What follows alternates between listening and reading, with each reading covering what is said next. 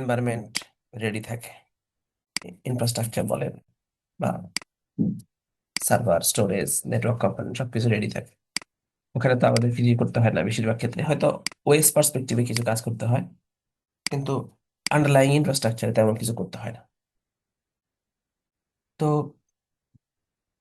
যদিও server, storage বা এগুলো প্র্যাকটিক্যাল, কিন্তু কোনো একটা অর্গানাইজেশনের উইন্ডোজ বা লিনাক্স সার্ভার মানে কম্পিউটার ইউজ করার তাদের কি প্রয়োজন, বা কেন তারা কি আসলে তাদের যদি সম্ভব হইতো তাহলে কি তারা অ্যাভয়েড করতে পারতো কিনা উইন্ডোজ সার্ভার বা লিনাক্স সার্ভার ম্যানেজ মেনটেন করা? সিম্পল কোশ্চেনের উত্তর দেন তো আপনারা, কে আপনাদের কার কাছে আচ্ছা এটার মিনিংফুল আনসার আছে, আমি একটু শুনতে চাই। ধরেন আপনার কোম্পানি একটা ইআরপি বা সিআরএম, এইচআর, অ্যাকাউন্ট ফাইন্যান্স বা প্রোডাকশন যে কোনো বিজনেস অ্যাপ্লিকেশন ইউজ করতে চায়, তারা তাদের একটা বিজনেস সলিউশন ইউজ করতে চায়। তারা কি চাইলে ওই সফটওয়্যার বা অ্যাপ্লিকেশন ইউজ করার করার জন্য তারা সার্ভার অ্যাভয়েড করতে পারে কিনা? তারা কোনো নিজেদের ডাটা সেন্টারে কোনো সার্ভার, স্টোরেজ, নেটওয়ার্ক কম্পোনেন্ট রাখতে চায় না, তারা কি সার্ভার অ্যাভয়েড করতে পারে কিনা? পারলে কেমনে? কি একটু পারে? বলেন তো,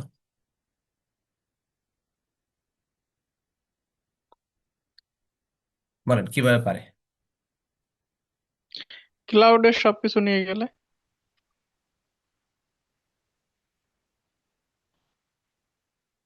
এক, ক্লাউডে নিয়ে গেলে ইনফ্রাস্ট্রাকচার ম্যানেজ করতে হতে পারে না, হয়তো সার্টেনলি কিছুটা, যদি ইনফ্রাস্ট্রাকচারের সার্ভিস ইউজ করে সেক্ষেত্রে তারা সার্ভার, বিশেষ করে ওএস ম্যানেজমেন্ট রিলেটেড, উইন্ডোজ বা লিনাক্স ম্যানেজমেন্ট রিলেটেড কাজ তারা তাদের হয়তো থাকে কিছু রেসপন্সিবিলিটি, সেই কারণে হয়তো আমাদের কিছু কাজ থাকে। কিন্তু যদি কোনো অর্গানাইজেশন ডিসাইড করলো যে সে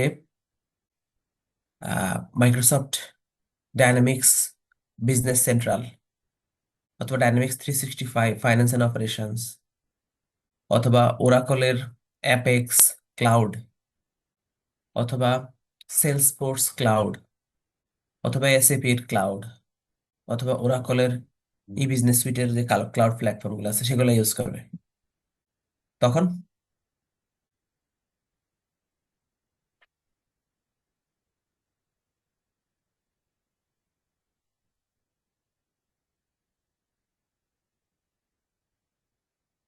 এরপরে ধরেন স্মল মিডিয়াম অর্গানাইজেশনে, ইভেন লার্জ অর্গানাইজেশনের ক্ষেত্রে অনেক ক্ষেত্রে ট্রু, তারপরও স্মল মিডিয়ামের ক্ষেত্রে বলি, আমরা কোনো একটা ইকোসিস্টেমে আছি, কোনো একটা অর্গানাইজেশন আছে যেখানে আমাদের colleague, network, server management, application management related অনেক কলিগ আছে। তো আমি বা আপনি, আমরা আমরা সার্ভার ম্যানেজার, সার্ভার অ্যাডমিনিস্ট্রেটর। ওখানে আমাদের পাশে আরো কিছু কলিগ আছে যারা ইমেইল সার্ভিস এক্সচেঞ্জ বা রিলেটেড অ্যাডমিনিস্ট্রেশন করে, শেয়ার পয়েন্ট বা ডায়নামিক্স এর মতো বিজনেস অ্যাপ্লিকেশনের অ্যাডমিনিস্ট্রেশন করে। তারা সার্টেনলি তারা উইন্ডোজ অপারেশন কিছু দূর জানে বা মোস্টলি জানে, এবং যদি সেম পজিশনে সেম ডেজিগনেশনও হয়, তাদের ভ্যালু, স্যালারি, বেনিফিট বা ইম্পর্টেন্স বেশি থাকবে নাকি আমরা যারা শুধু সার্ভার অ্যাডমিনিস্ট্রেশন করি আমাদের ইম্পর্টেন্স বেশি থাকবে?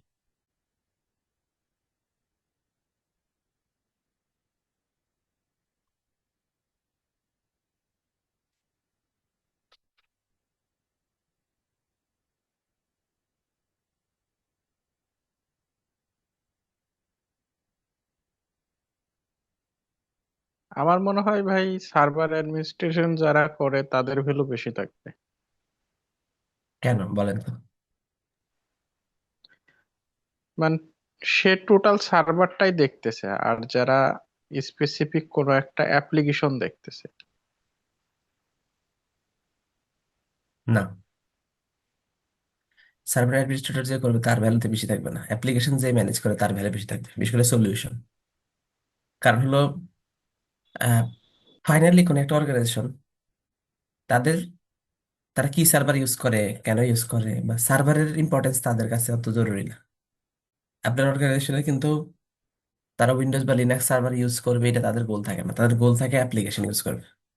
সেই অ্যাপ্লিকেশন এনভায়রনমেন্ট তৈরি করতে গেলে তো সার্ভার দরকার, সেই কারণে তাকে সার্ভার এই প্রভিশন করতে হয়।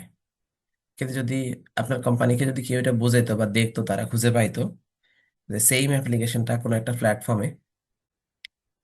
প্ল্যাটফর্মের মধ্যে কেউ প্রোভাইড করতেছে, কিন্তু তাকে সার্ভার ম্যানেজ করতে হবে না অ্যাপ্লিকেশন ইউজ করতে, তখন কিন্তু সে সার্ভার ইউজ করতো না। সার্ভার যে কোনো অর্গানাইজেশনের জন্য, মানে সেটা উইন্ডোজ বা লিনাক্স সার্ভার হোক, এটা একটা এক্সট্রা বার্ডেন। ইম্পর্টেন্সের দিক থেকে একটা সময় ছিল আমাদের দেশে সার্ভার অ্যাডমিনিস্ট্রেটরদেরই ভ্যালু ছিল বেশি, কিন্তু এটা নো মোর। আর রিয়ালিটি এখন চেঞ্জ হয়ে গেছে।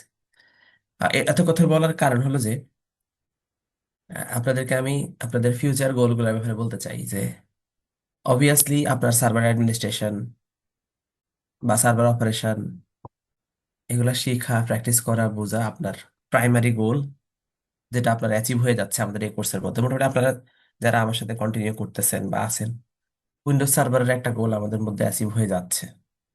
আমরা উইন্ডোজ জি, জি ভাই, রিলেটিভ ক্লাস্টারিং এর ওই রিলেটিভলি আমরা বিষয়টা। শিখতেছি, কিন্তু আমাদের ক্যারিয়ারের জন্য ক্যারিয়ারের জন্য, ক্যারিয়ার সাকসেসের জন্য, অথবা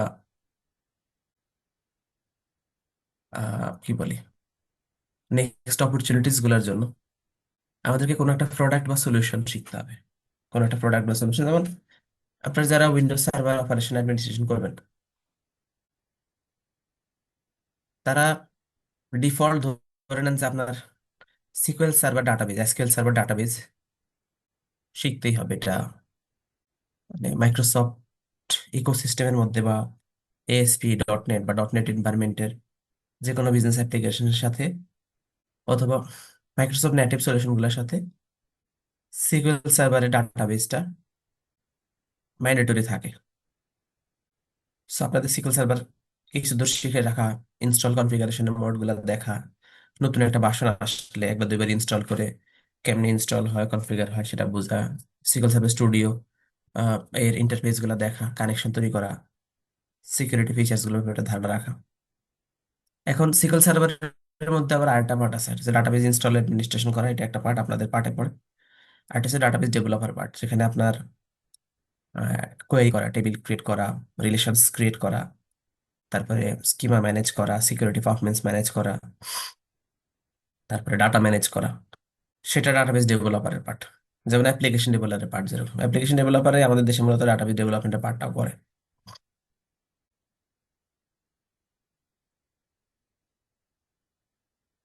তো আপনাদের পার্ট বা আমরা যারা সার্ভার অ্যাডমিনিস্ট্রেশন পার্ট, আমাদের আমাদের স্কোপের মধ্যে থাকে ডাটাবেস ইনস্টল করা, কনফিগার করা, হাই অ্যাভেলেবিলিটি, সিকিউরিটি, পারফরমেন্স এগুলো ম্যানেজ করা, ব্যাকআপ আর্কাইভ করা। তাহলে এটা গেলে একটা প্রোডাক্ট আপনাদের জন্য সিকুয়েল সার্ভার। এটা রিলেটিভলি ম্যান্ডেটরি। আপনার নট নেসেসারি যে আপনাকে এটা মানে ট্রেনিং করে শিখতে হবে। ট্রেনিং করে শিখলে আবার আপনি অনেক বেশি শিখবেন, তখন আপনি ডেভেলপমেন্ট পার্টটা বেশি শিখবেন। কিন্তু ডাটাবেজ অপারেশন অ্যাডমিনিস্ট্রেশন পার্ট যেটা, যেটা হচ্ছে ইনস্টল, কনফিগার, ম্যানেজ করা, ক্লাস্টারিং ক্রিয়েট করা, এটা আপনারা গুগলে স্টেপ বাই স্টেপ সার্চ করলেও পাবেন। 15-20 দিন বা 1 মাস সময় দিবেন, ডেইলি 1 ঘন্টা 2 ঘন্টা করে। আহ সপ্তাহখানে 1-2 সপ্তাহ, মানে খুব বেশি সময় দিবেন, মানে এরকম সময় দিবেন যে আমি শুধু সিকুয়েল সার্ভারই করতেছি। ইনস্টল, কনফিগার করা, হাই অ্যাভেলেবিলিটি এগুলো অ্যাসিওর করা, ব্যাকআপ নেওয়া, আর্কাইভ নেওয়া, এবং টেবিল ক্রিয়েট করা, কোয়েরি করা, এগুলা পারবেন। একটা ব্যাকআপ সার্ভার ব্যাকআপ নেওয়া, রিস্টোর করা, ইম্পোর্ট করা, এক্সপোর্ট করা, ডাটাবেস কনভার্ট করা, এই জিনিসগুলা। তো ধরেন এখন আমি যেগুলো বলছি সব কথা আমি বলে নাই কারণ যে আমি অনেক ইনফরমেশন দিয়ে ফ্লাড করতে চাই না আপনাদেরকে। আপনারা ডাটাবেস সিকুয়েল সার্ভার শেখার ক্ষেত্রে মানে লার্নিং অবজেক্টিভস লিস্ট করার জন্য চ্যাট জিপিটি কে বললেই লিস্ট দিয়ে দিবে, এরপর দেখে দেখে প্রত্যেকটা টপিকস একে একে শিখে নিতে পারেন। তো ফিউচার কি আপনাদের ক্যারিয়ার চ্যাট জিপিটিতে যাবে? না, চ্যাট জিপিটিতে যাবে না বলে তো আপনারা এখানে আছেন, আপনারা তো ট্রেনিং করতে আসছেন ফর্মালি। সো আপনারা অলরেডি একটা ডিসিশন মেক করছেন। বাট কিছু জিনিস যেটা ট্রেনিং করার মতো সময় নাই, মানি তো সবসময় ফ্যাক্টর না, কিন্তু অনেক সময় টাইমও ফ্যাক্টর, আর মানিও ফ্যাক্টর একটা সার্টেন টাইম। তো কিছু জিনিস অ্যাডভান্স নিয়ে রাখবেন। আর ইউটিউবে অনেক কিছু অ্যাভেলেবেল আছে আপনারা সময় দিলে। তো একটা হচ্ছে যে আমরা যখন জানি যে আমরা কি করবো, তখন আমরা ডিসিশন মেক করতে পারি। আরেকটা হচ্ছে, যেহেতু উইন্ডোজ সার্ভার বা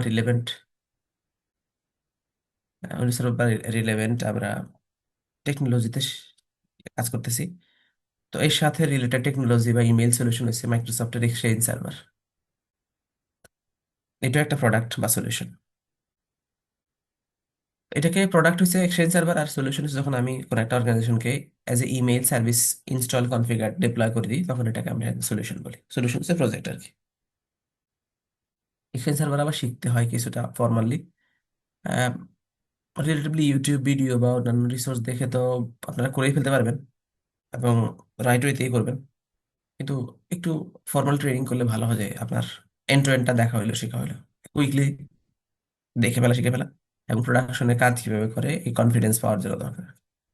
তাহলে একটা প্রোডাক্ট বা সলিউশন হলো এক্সচেঞ্জ সার্ভার।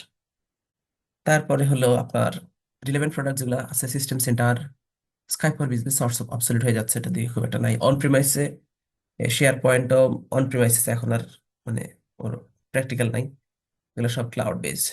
সো পরবর্তীতে যদি ক্লাউড বেসড সলিউশন হয় অফিস 365 বা ডেডিকেটেড ক্লাউডের, সেক্ষেত্রে share point, Skype for business হয়তো বা কিছু অপারেশনাল অ্যাডমিনিস্ট্রেশনের কিছু কাজ আছে। টিমস আসার পরে স্কাইপ ফর বিজনেস এর আর কোনো ইয়ে নেই। আর পার্ট আছে যে সিস্টেম অপারেশন এবং ম্যানেজমেন্ট মনিটরিং এর জন্য সিস্টেম সেন্টার সুইটের প্রোডাক্টগুলো, ওগুলো আবার বাংলাদেশে ফর্মালি এরকম ট্রেনিং পাবেন না। যদি নিজেরা শিখতে চান, কষ্ট করে নিজেদেরকে শিখতে হবে, ইউটিউব, গুগল সার্চ করে বা ইন্ডিয়ান বা ফরেন ট্রেনারদের সাথে কানেক্ট হয়ে। বাট ওটা একটা আপনার স্কোপ আছে। এগুলো আপনাদেরকে কি করবে, এগুলো আপনাকে ক্যারিয়ারে কোনো একটা প্রোডাক্ট বা সলিউশনের জন্য রেডি করে দেবে। এই এই ধরনের টেকনোলজি শিখতে হবে আপনাকে। শুধুমাত্র উইন্ডোজ সার্ভার বা লিনাক্স সার্ভার না, computer operating system administration operation এর বাইরেও নিজের ভ্যালু অ্যাড করার জন্য, ডিফারেন্সিয়েট করার জন্য আপনাকে প্রোডাক্ট শিখতে হবে। কারণ আলটিমেটলি ওই প্রোডাক্ট বা সলিউশন হিসেবে কোনো একটা অর্গানাইজেশন ইউজ করতে চায়, সেটার সাথে রিলেটেড হয়তো উইন্ডোজ বা লিনাক্স সার্ভার, কিন্তু একটা অর্গানাইজেশনের মেইন গোল হচ্ছে প্রোডাক্ট বা সলিউশন ইউজ করা। তো ওটা মাথায় রাখবেন। ক্লাউড প্ল্যাটফর্মের ক্ষেত্রে ক্ষেত্রে সেমই, Azure, AWS, Google cloud, Oracle cloud বা হুয়াই ক্লাউড, যেগুলো আমাদের দেশের রিনোন পাবলিক ক্লাউড আমরা ইউজ করি। এগুলোর ক্ষেত্রে অপারেশন অ্যাডমিনিস্ট্রেশনও সেম উইন্ডোজ সার্ভার লিনাক্স সার্ভারের মতোই। যে কেউ আসলে ক্লাউডে, সে ক্লাউড ইউজ করতে চায় না কোনো একটা অর্গানাইজেশন, সে আসলে অ্যাপ্লিকেশন ইউজ করতে চায়, তার অ্যাপ্লিকেশন ইউজের ডিমান্ড হিসেবে ক্লাউড ইউজ করতে হয়। তো তাই বলে আমরা অ্যাপ্লিকেশন মানে শিখবো না। আর আমরা তো শিখতেই হবে অ্যাপ্লিকেশন বা অপারেটিং সিস্টেম, সরি ক্লাউড বা অপারেটিং সিস্টেম শিখতে হবে আমাদের। কিন্তু পাশাপাশি আমাদেরকে কোনো একটা অ্যাপ্লিকেশন শিখতে হবে। তো আমি যেটা শিখতেছি, আমার যে একটা একটা ট্রেনের মেসেজ দিছে।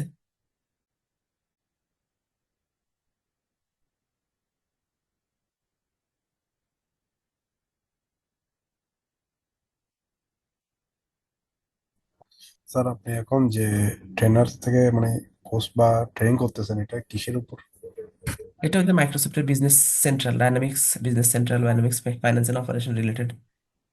আচ্ছা আচ্ছা, এটা কি ফরেন ডায়নামিক্স দেশের বাইরে মানে ফরেনার ট্রেনার ইন্ডিয়ান ট্রেনার, না?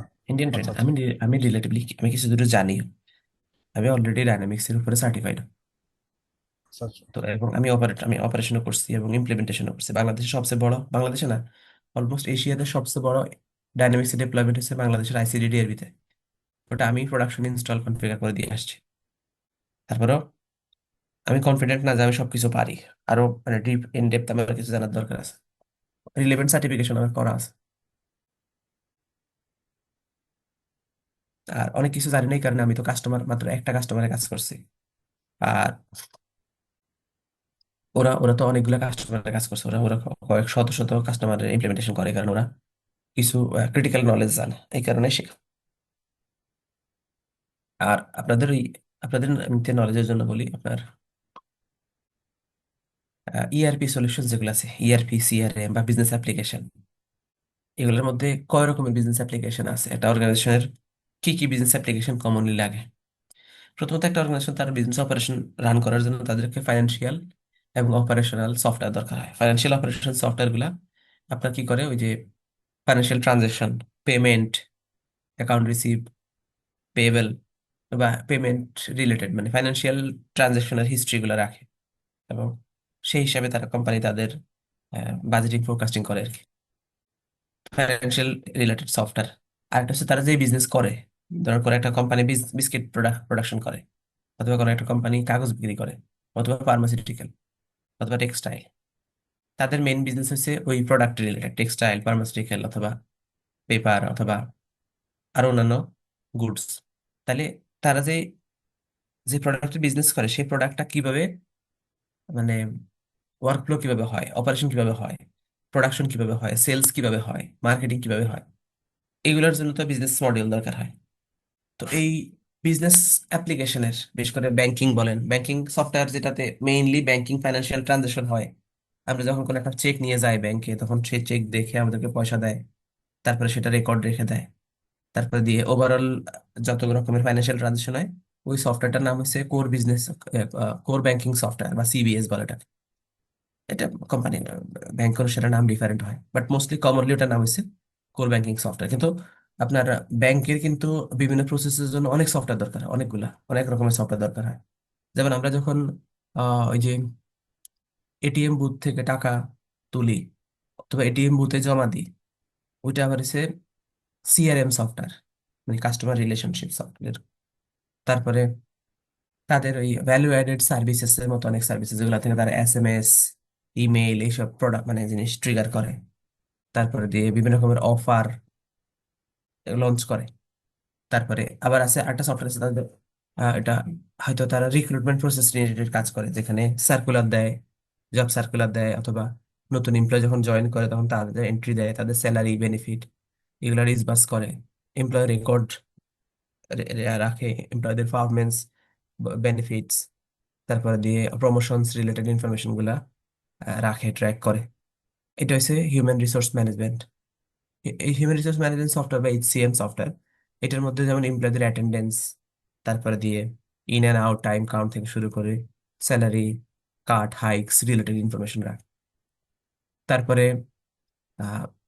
টেলিকম সেক্টরে আবার দেখেন আপনার ওই যে বিভিন্ন রকমের প্রমোশনাল অথবা বলতে বলছি এটা সিআরএম রিলেটেড সফটওয়্যার ইউজ করে। তো আবার দেখা যাচ্ছে কর্পোরেট প্রতিষ্ঠান যেগুলো আছে তাদেরও বিভিন্ন বিজনেস অপারেশনের জন্য বিভিন্ন রকমের সফটওয়্যার দরকার হয়। Production related software, account finance related software, customer relationship management software, HR management software. আবার আম, তারা কম্বাইন ভাবে একই সফটওয়্যারের মধ্যে সবকিছু করতে পারে, এরকম সফটওয়্যার আছে যেমন এসএপি, ওরাকলের ই বিজনেস সুইট, অথবা মাইক্রোসফটের ডায়নামিক্স 365। এই সফটওয়্যারের মধ্যে আপনি সফটওয়্যার যখন ইনস্টল করেন তখন সফটওয়্যারে সবকিছু করা যাবে। যেমন অ্যাকাউন্ট ফাইন্যান্স রিলেটেড কাজ করবেন, তাহলে এটা হচ্ছে ফাইন্যান্স মডিউল। আপনি যদি হিউম্যান রিসোর্স ম্যানেজমেন্ট রিলেটেড কাজ করেন, তাহলে এইচআর বা human resource management HCM module, এরকম। তো একই সফটওয়্যারে সব মডিউলও থাকতে পারে। আবার অনেক কোম্পানি আবার সব মডিউল একই সফটওয়্যার থেকে ইউজ করে না, ধরেন তারা ডিসাইড করছে যে এইচআর সফটওয়্যারটা হয়তো বাংলাদেশি বা ইন্ডিয়ান কোনো একটা ভালো সফটওয়্যার আছে তারা সেটা ইউজ করবে, বা শ্রীলঙ্কান কোনো ভালো সফটওয়্যার আছে সেটা ইউজ করবে। ফাইন্যান্স রিলেটেড বা প্রোডাকশন রিলেটেড সফটওয়্যারটা তারা এসএপি থেকে বা ইবিএস থেকে ইউজ করবে, কারণ ওইটা ভালো। তারপরে সিআরএম রিলেটেড হয়তো আরেকটা সফটওয়্যার তারা জানে, সেটা ইউজ করবে, যেমন মাইক্রোসফটের ডাইনামিক সিআরএম আছে একটা। তো এরকম তারা বিভিন্ন পারপাসে different different type of software use করে। আবার বিশেষ করে এসএপি, ইবিএস, ডাইনামিক্স, এরকম বড় সফটওয়্যার গুলোর মধ্যে সবকিছুই আছে একসাথে। সবকিছু থাকলেও অনেক অর্গানাইজেশন এসএপি ইউজ করে, ডাইনামিক্স ইউজ করে, ইবিএস ইউজ করে, কিন্তু তারা ওটার সবকিছু একই সফটওয়্যার থেকে ইউজ করে না, তারা ডিফারেন্ট ডিফারেন্ট সলিউশন অন্য সফটওয়্যার থেকে ইউজ করে। তো কম্বাইন্ড সফটওয়্যার যেটাতে ফাইন্যান্সিয়াল অপারেশনাল রিলেটেড সবকিছু অপারেট করে, সেই সফটওয়্যারটাকে বলে তারা ইআরপি। ইআরপি মানে এন্টারপ্রাইজ রিসোর্স প্ল্যানিং। আপনারা অনেকে হয়তো বা ইনভলভ আছেন অথবা ইউজ করেন জি স্যার, আমার ব্যাংকের। স্যার ইআরপি আমার কোম্পানিতে রিসেন্টলি যে জব কারেন্টলি যে কোম্পানিতে আছে আর কি, ইআরপি ইউজ করি, ফ্রেমওয়ার্ক ইউজ করে আর কি, ইন্ডিয়ান কোম্পানি। ওদের থেকে আমরা এটা ইয়ারলি ভাবে অর্থাৎ একটা এক বছরের জন্য রিনিউ করতে হয়, তারপরে পে করে আর কি, অ্যানুয়াল কন্ট্রাক্টও করে একটা। ওকে, তো আপনারা আমাকে যারা ট্রেনার হিসেবে পাইছেন উইন্ডোজ সার্ভার বা লিনাক্স সার্ভার বা আমি অ্যাজিওর অফিস 365 ট্রেনিং করাই, আমি কিন্তু এইসব জিনিসের মানুষ না। আমি মানে সার্ভার অ্যাডমিনিস্ট্রেটর সেই হিসাবে না, আমার সার্ভার অ্যাডমিনিস্ট্রেশন আমি খুব কম করছি আমার লাইফে, মানে কম এরিয়াতে ইনভলভ হয়েছি এখানে। আমি মূলত ইআরপির মানুষ, ইআরপি ইমপ্লিমেন্টেশনের মানুষ। বুঝছে, আমি বিজনেস তাহলে অ্যাপ্লিকেশন তো স্যার আপনার ইনস্টলেশন, তাহলে স্যার আপনাদের কিছু আইডিয়া নিতে হবে আমার। ওইরকম আইডিয়া নেই আর কিছু নাই। ওই যে আমি যে আইডিয়া নেই বলতে আমি স্যার এখন আমরা আসলে রিসেন্টলি এটাতে একটু কিছুদিন আগে 2-3 মাস আগে আমরা নতুন করে এগ্রিমেন্ট করলাম। আমরা ওদের থেকে 4 জিবি ডাটাবেস কিনলাম আর কি। এখন এগুলো 3 মাস না যেতে না যেতে স্টোরেজ ফুল হয়ে গেছে। যার কারণে আমরা এখন ইআরপি তে কাজ করতে গেলে খুব স্লো কাজ করে। তো যার কারণে ওদেরকে ইনফর্ম করলাম, ওরা বলতেছে আবার স্টোরেজ বাড়ার জন্য, আবার প্যাকেজ চেঞ্জ করার জন্য। তো আমরা এখন রিসেন্টলি 1 বছর হয়ে গেলে আমরা হয়তো মুভ করতে চাচ্ছি। তো এই হিসেবে যদি একটা আমাদের ভালো যদি ওরকম প্রোভাইডার পাই বাংলাদেশি, তাহলে আমরা মুভ করব। ঠিক আছে, আমরা এটা নিয়ে তাহলে আলাপ করবো পরে। ঠিক আছে স্যার, আমি ওকে এখন স্যার। ইআরপি সেলের সাথে ইনভলভ, সেল এবং ইমপ্লিমেন্টেশনের সাথে। ক্লাউড বেজ ইআরপি তো আমাদের ইমপ্লিমেন্টেশন অ্যাডমিনিস্ট্রেশনে খুব বেশি কিছু থাকে না, তো আমি একটু আচ্ছা ইন ডেপথ দেখতে চাচ্ছি আর কি। আপনাদেরকে এমনিতে বলি, আপনারা যারা কাজ করতেছেন এখানে, আমি রেকর্ডেড এনাবল করি নাই, যদিও রেকর্ডিং এনাবল করলে কেমন হবে কি জানি, করি দেখি। ধরেন আপনারা আপনারা সার্ভার অ্যাডমিনিস্ট্রেশন, ধরেন আপনারা সার্ভার অ্যাডমিনিস্ট্রেটর। এখন আপনি ফ্রিল্যান্সিং প্ল্যাটফর্মে কিছু কাজ করতে চাচ্ছেন। তো আমিও করছিলাম কিছু এক সময়। এখন আমি ফ্রিল্যান্সিং প্ল্যাটফর্মে লগ ইন করার পরে যে যেই প্রজেক্টগুলো আসে বা যে জবগুলো দেখি, আমি ওই জবগুলো ডিসক্রিপশন পড়লে আমি কোনোটাতে অ্যাপ্লাই করি না। অ্যাপ্লাই করে না, আমি দেখি আমার লস, ভীষণ লস। মানে এত সময় দিব এগুলাতে, তারা যে অ্যামাউন্ট দিবে এটা আমার পোষাবে না। কিন্তু এটার উপর বেসিস করে কিন্তু অনেকে টিকে আছে এবং লক্ষ লক্ষ টাকা কামাচ্ছে। কিন্তু আমার ভালো লাগে না, আমি আমি ইনভলভ হই না, আমি কোনোটাতে অ্যাপ্লাই করি না। আহ, আপনারা যখন ফ্রিল্যান্সিং প্ল্যাটফর্মে যাবেন, দেখবেন যে আপনি যে জিনিসটা স্মুথলি করতে পারবেন, সেই প্রজেক্টটা দেখবেন যে আগে 50 জন অ্যাপ্লাই করে রাখছে অলরেডি। মানে কোন একটা প্রজেক্টে যদি 15 জন বা 20 জন ক্যান্ডিডেট অলরেডি অ্যাপ্লাই করছে, সেখানে আপনি বা আমি অ্যাপ্লাই করলে আমাদেরকে কি আর ইন্টারভিউতে কল করবে?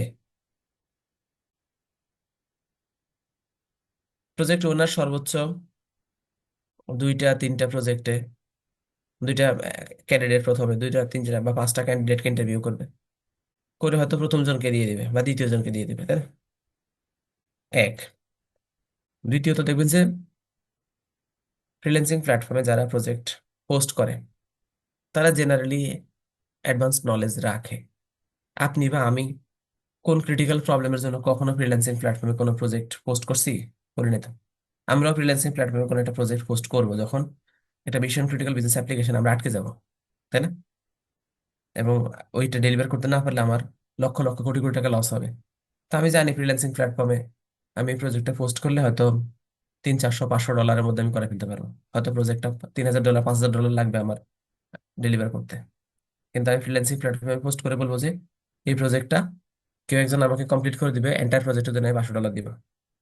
এখন আমাদের মতো অনেক প্রফেশনাল আছে, তারা প্রজেক্ট দেখে বুঝবে যে না ভাই, এটা করতে তো $500 না, এটা করতে $5000 লাগবে। কিন্তু এ তো $500 বেশি দিবে না, আর আমি যদি এটা অ্যাপ্লাই না করি অন্য কেউ তো করে দিবে। তো আমি পারি, আমি অ্যাপ্লাই করি। আমি অ্যাপ্লাই করতে করতে দেখছি যে অলরেডি আর 10 জন অ্যাপ্লাই করে ফেলছে।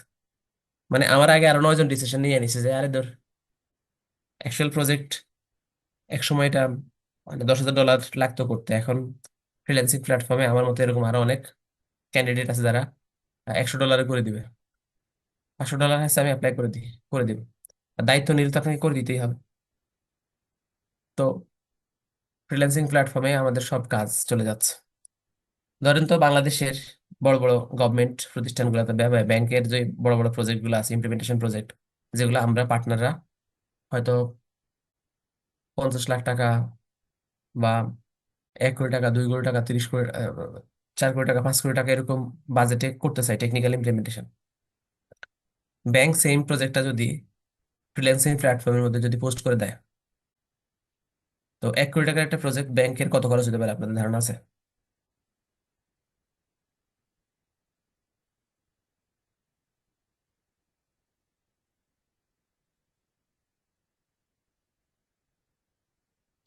যদি মানে হার্ডওয়্যারের সাথে রিলেটেড না থাকে এবং মোটামুটি সিঙ্গেল হ্যান্ডেড একজনে বা দুজনে কমপ্লিট করে ফেলতে পারবে, তাহলে ফ্রিল্যান্সিং প্ল্যাটফর্মে আপনার 1 কোটি টাকা মানে হচ্ছে যে 1 lakh dollar. Sorry, 1 lakh dollar না, 1 কোটি টাকা মানে হলো আপনার 1 লাখ ডলারই তো না, 5 থেকে 10 হাজার ডলারের মধ্যে আপনি কমপ্লিট করে ফেলতে পারবেন ফ্রিল্যান্সিং প্ল্যাটফর্ম। অনেকেই করে দিবে। তো আমাদের দেশে তো এখনো শুরু হয় না এই ট্রেন্ডটা, ব্যাকগ্রাউন্ডে কিন্তু তলে তলে কিন্তু চলতেছে, তলে তলে কিন্তু অনেক কর্পোরেট প্রতিষ্ঠান তাদের সব কাজ ফ্রিল্যান্সিং প্ল্যাটফর্ম দিয়ে করাচ্ছে। তারা তাদের আইটিতে এক্সপার্ট একজন দুজন লোক রাখে, যারা ফ্রিল্যান্সিং প্ল্যাটফর্মে নেগোশিয়েট করতে পারবে। এবং তারা কিন্তু কাউকে কিছু বলে না, তারা সব পেমেন্ট বাইরে থেকে করে, এবং বাইরে থেকে বলতে বিদেশ থেকে ডলার পে করে, আর কাজগুলো দেশে করায় ফ্রিল্যান্সিং প্ল্যাটফর্ম দিয়ে। কিন্তু এখনো ব্যাংক বা গভর্নমেন্ট প্রতিষ্ঠানগুলো এগুলো করে না, বা করার সুযোগ রাখে না। করে না কি কি জানে, করে তো নিশ্চয়ই মনে হয়। এখন বাংলাদেশে হয়তো এখন শুরু হয়নি, ধরুন বাংলাদেশে শুরু হয়ে গেল, বড় বড় ইমপ্লিমেন্টেশনের কাজগুলা বা রিলেটেড ছোটখাটো যত রকমের কাজ আছে সবই ফ্রিল্যান্সিং প্ল্যাটফর্মে হোস্ট করে দেয়। তখন আপনার আমার জবের কি অবস্থা হবে চিন্তা করছেন? মানে যদি এখন আমরা কোনো কাজ পাই না, হোয়াট এভার, ইনভলভ না, কিন্তু কেউ না কেউ তো ইনভলভ। বিভিন্ন বড় এক্সপার্ট যারা আছে বা বিভিন্ন পার্টনার প্রতিষ্ঠান এমপ্লয় যারা আছে তারা তো করে কাজ, অফলাইনে বিভিন্ন রকমের প্রজেক্ট করে। যখন সব কাজ ফ্রিল্যান্সিং প্ল্যাটফর্মে চলে যাবে, তো আমাদের দেশের স্মার্ট বা এক্সপ্রেস সিস্টেম, অথবা আপনার কি বলে, স্পেকট্রাম, তারপরে থাকরাল, এলিভেট সলিউশনস, এরকম আরো অনেক যারা বড় বা মিডিয়াম সলিউশন প্রোভাইডার কোম্পানি আছে, এক একজনের কাছে 50 জন, 60 জন, 100, 150, 200 এমপ্লয়ি আছে। টেকনিক্যাল ইঞ্জিনিয়ার আমাদের মতো কাজ করে, কারো করে 15, 20 জন, 30 জন, 40 জন ইঞ্জিনিয়ার আছে। এবং এরা এইসব ইঞ্জিনিয়ারদেরকে মোটামুটি 70-80 হাজার থেকে থেকে শুরু করে 1.5 লাখ 2 লাখ টাকা স্যালারি দেয়, বা কারো ক্ষেত্রে আরো বেশি। যখন এরা এরকম কোটি কোটি কোটি টাকার প্রজেক্ট পায় বলেই তো তারা স্যালারি দিতে পারে। তো যখন এরা প্রজেক্ট পাবে না, সব প্রজেক্টই ব্যাংকগুলা বা কর্পোরেট প্রতিষ্ঠানগুলো ফ্রিল্যান্সিং প্ল্যাটফর্মে কয়েক হাজার ডলার দিয়ে শেষ করে ফেলবে, তখন মার্কেটে একটা ভ্যাকুয়াম তৈরি হবে। ওই এমপ্লয় গুলাকে আর এরকম বড় প্রতিষ্ঠানগুলো কিন্তু আর ধরে রাখতে পারবে না, কারণ তাদের প্রজেক্ট নাই, তোরা ধরে রাখবে কিভাবে? এমপ্লয়ীদেরকে স্যালারি দিতে পারবে না, তারা ধরে রাখবে না। তো সেই সব এমপ্লয় ছোটখাটো জবের জন্য আমাদের মতো, মানে আমাদের বিভিন্ন আইটি সেক্টরের বিভিন্ন কর্পোরেট প্রতিষ্ঠান ছোটখাটো কোম্পানিগুলোতে জবের জন্য কম্পিট করবে। এবং অনেক এক্সপার্ট আছে কিন্তু খুব সহজে তারা মানে কম্পিট করে অনেক জব নিয়ে নিবে, কিন্তু তাদের তাদের কোয়ালিটি ক্যাপাবিলিটি কিন্তু অনেক হাই, কিন্তু মার্কেটে জবের বড় শর্টেজ আছে বলে। তো ফ্রিল্যান্সিং প্ল্যাটফর্ম আপনার, আমরা যতটা মনে করি যে এটা অনেকে ফ্রিল্যান্সিং করে, সেই আসলে তারা ফ্রিল্যান্সিং যারা করে তাদের নিজেদের হয়তো একটা গেইন আসে, কিন্তু তারা আলটিমেটলি এক একজন ইঞ্জিনিয়ার, আমরা যারা ইঞ্জিনিয়ার, যেমন আমি এক সময় আমার কোম্পানিকে এমন এমন সাপোর্ট দিতাম, টেকনিক্যাল সাপোর্ট আমার জায়গায় তারা, আমি যখন বসুন্ধরা ছিলাম আর কি বলতেছি, বা স্কোয়ার ইনফরমেটিক্সে ছিলাম, বা জেনেক্সে বা টকিতে ছিলাম, আমার জায়গায় ওই কাজগুলো করাইতে তাদের আর 5 জন এমপ্লয় লাগতো, এক্সপার্ট ইঞ্জিনিয়ার লাগতো, যারা এক একজন এক এক দিকের নলেজ রাখে। আমি অনেক কিছু নলেজ, আমি বিএমআর ভেরি এক্সপার্ট, তারপরে হাইপার বি বলেন, ওরাকল ইমপ্লিমেন্টেশন বলেন, সিকুয়েল সার্ভার বলেন, এক্সচেঞ্জ সার্ভার বলেন, শেয়ার পয়েন্ট বলেন, অফিস 365 বলেন, ক্লাউড বলেন, উইন্ডোজ সার্ভার রিলেটেড। তো এইসব জিনিসের জন্য তাদের আমার জায়গায় আরো 3-4 জন ইঞ্জিনিয়ার লাগতো, সেটা আমি একা একাই করতাম, বা আমার আরো কয়েকজন টিম মিলে করতাম। তবু আমরা অফলাইন কাজ করতাম, আমাদের একটা প্রতিষ্ঠান প্রায় 65-70 জনের মতো এমপ্লয়কে স্যালারি দিত। 65-70 জনের মধ্যে সবাই তো আর আমার মতো টেকনিক্যাল না, এর মধ্যে অর্ধেকের বেশি হচ্ছে সেলস পিপল ছিল, আর বাকি অর্ধেক আমরা টেকনিক্যাল, অফিস অপারেশনাল, বিভিন্ন টপ ম্যানেজমেন্ট রিলেটেড অনেক এমপ্লয় আছে। কিন্তু যে কাজগুলো আমি করতাম আমার কোম্পানির হয়ে বিভিন্ন প্রতিষ্ঠানের জন্য, ওই প্রতিষ্ঠানগুলো যদি ওই কাজগুলা ফ্রিল্যান্সিং প্ল্যাটফর্মে করাই ফেলতো, তাহলে আমার কোম্পানি যে এক একটা প্রজেক্টে 25 লাখ, 30 লাখ, 50 লাখ, বা 5 লাখ, 6 লাখ এরকম টাকা বিল করতো, বা আমরা উইন করতাম, আমার কোম্পানি তো চলতেই পারতো না, আমার কোম্পানি ওইসব কাজ তো পাইতো না। তার মানে হচ্ছে যে আমার কোম্পানি বছরে অলমোস্ট আমাকে দিয়ে তারা 15-20 কোটি টাকার একটা টার্ন ওভার ট্রানজাকশন করতো। মানে আমি নিজে এমন এমন কাজে ইনভলভ ছিলাম যেগুলোর বিনিময়ে আমার কোম্পানি প্রায় 25 থেকে 30, বা 15 থেকে 20 কোটি টাকা, অনেক ক্ষেত্রে 25 কোটি টাকারও বিল করতো বিভিন্ন প্রতিষ্ঠানে। এবং এটা আনফেয়ার না, এটা ফেয়ারই। মানে হয়তো আমি একটা পার্টে কাজ করছি, কিন্তু ওই প্রজেক্টটা উইন করার জন্য আবার সেলস পিপল কাজ করছে, এই প্রজেক্টটা উইন করার জন্য ফাইন্যান্সিয়াল ম্যানেজমেন্টের জন্য, অর্গানাইজেশন সেট আপের জন্য আমার টপ ম্যানেজমেন্টের বসরা ছিল। আমি অফিসে গেলে আমার চা নাস্তা দেওয়ার জন্য আমার অফিসের জুনিয়র কলিগরা আছে, অ্যাসিস্ট্যান্ট বা পিওটনরা আছে, সবাই মিলে তো একটা টিম এফোর্ট। এখন আমি যদি সেম কাজগুলা গোপনে কোন একটা ফ্রিল্যান্সিং প্ল্যাটফর্মের আমার কাস্টমারদেরকে করে দিই, যেই কাজের জন্য আমার একটা কাস্টমার আমার কোম্পানিকে 30 লাখ টাকা পে করতো, তার থেকে আমি 2 লাখ টাকা নিয়ে সেই কাজটা করে দিলে, তাহলে আমার একটা কোম্পানি 30 লাখ টাকা মানে আপনার ইনকাম করা থেকে বঞ্চিত হইতো না? এবং সেই 30 লাখ টাকার সাথে তো আমার কোনো রিলেশন নাই। আমি হয়তো সেই 30 লাখ টাকা থেকে হয়তো 3 লাখ 4 লাখ টাকাই পাইতাম স্যালারি হিসেবে। আমার অন্যান্য কলিগ গুলারও স্যালারি হইতো, যেহেতু এখানে একটা টিম এফোর্ট আছে। কিন্তু আমি নিজে পার্সোনালি কোন একটা ফ্রিল্যান্সিং প্ল্যাটফর্মে সেম সেম কাজটা করে দিলে ওই কোম্পানিকে পে করতে হয় না, এটাতে একটা তার জন্য পজিটিভ। কিন্তু ওপর একটা ইকোসিস্টেম কিন্তু নষ্ট হইতো, একটা ইকোসিস্টেম নষ্ট হয়। তাহলে আপনারা বলেন ফ্রিল্যান্সিং প্ল্যাটফর্ম গুলা কি ব্লেজিংস, নাকি ব্লেজিংস এর অপোজিট কি হতে পারে, মানে নেগেটিভ কি হতে পারে?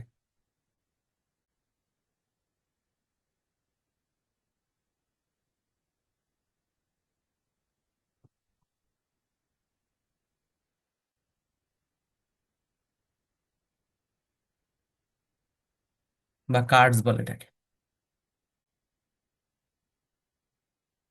ফ্রিল্যান্সিং প্ল্যাটফর্ম গুলা ইন্ডিভিজুয়ালকে হয়তো কিছু একটা গেইন দেয়, কিন্তু বাস্তবে একটা ফ্রিল্যান্সিং প্ল্যাটফর্ম, বিশেষ করে আমরা যদি বলি ইয়ের কথা, আপওয়ার্ক বা ফাইবার।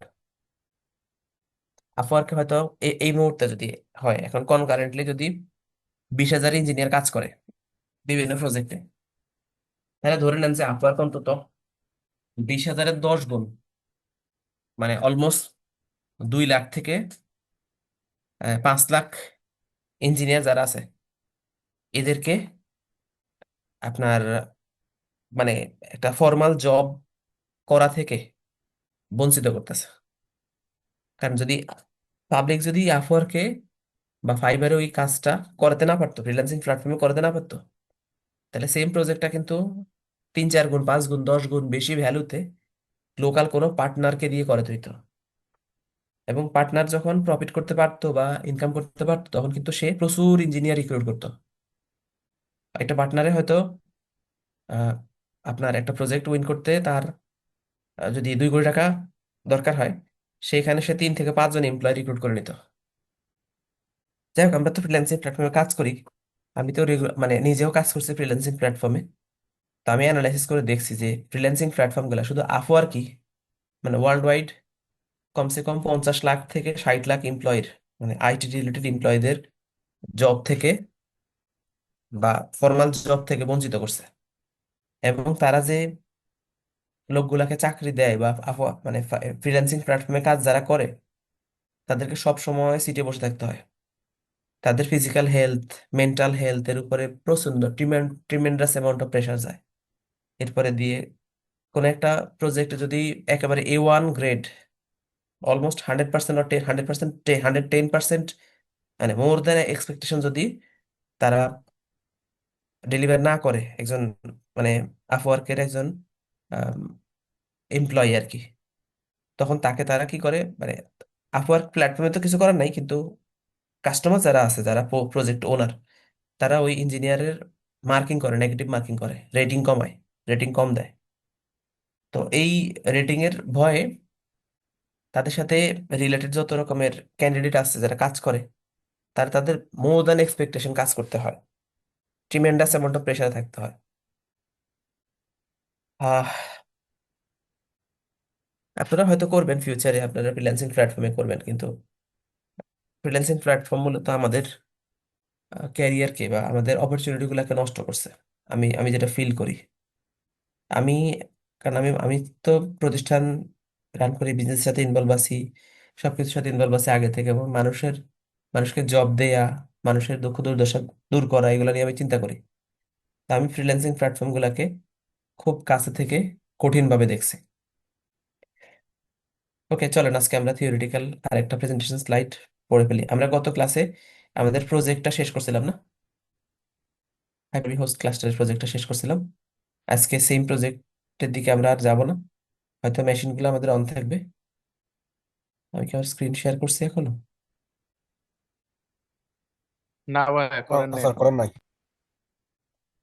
আমার কথা কি হয়তোবা একটু অন্যরকম মনে হচ্ছে। ধরেন আপনারা কেউ যদি ফ্রিল্যান্সিং প্ল্যাটফর্মে কাজ করেন, আপনাদের কাছে হয়তোবা একটু মানে কষ্টের হতে পারে, হয়তো আমার কথা মেনে নেওয়াটা কঠিন মনে হতে পারে।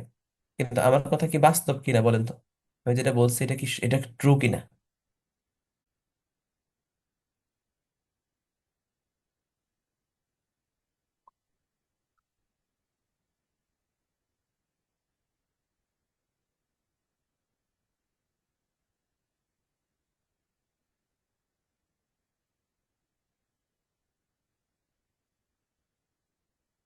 আমরা তো আমরা একটু ওয়েট করতেছিলাম যে আমাদের ওই প্রজেক্টটা, মানে আমরা যে হাইপারভি হোস্ট ক্লাস্টারের প্রজেক্টটা করতেছিলাম ওটা শেষ হয়ে যায়, তারপর আমরা থিওরিটিক্যাল একটা প্রোগ্রেস আনবো। রমজান মাসের মধ্যে আমরা যে ক্লাসগুলো পড়বে সেই ক্লাসে আমরা একটা থিওরিটিক্যাল প্রোগ্রেস আনবো।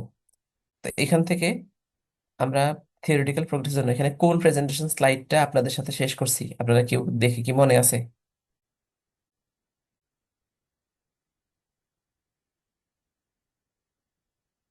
অ্যাক্টিভ ডিরেক্টরিটা মনে আছে তাই না? এডিডিএস 2 3, তাই না?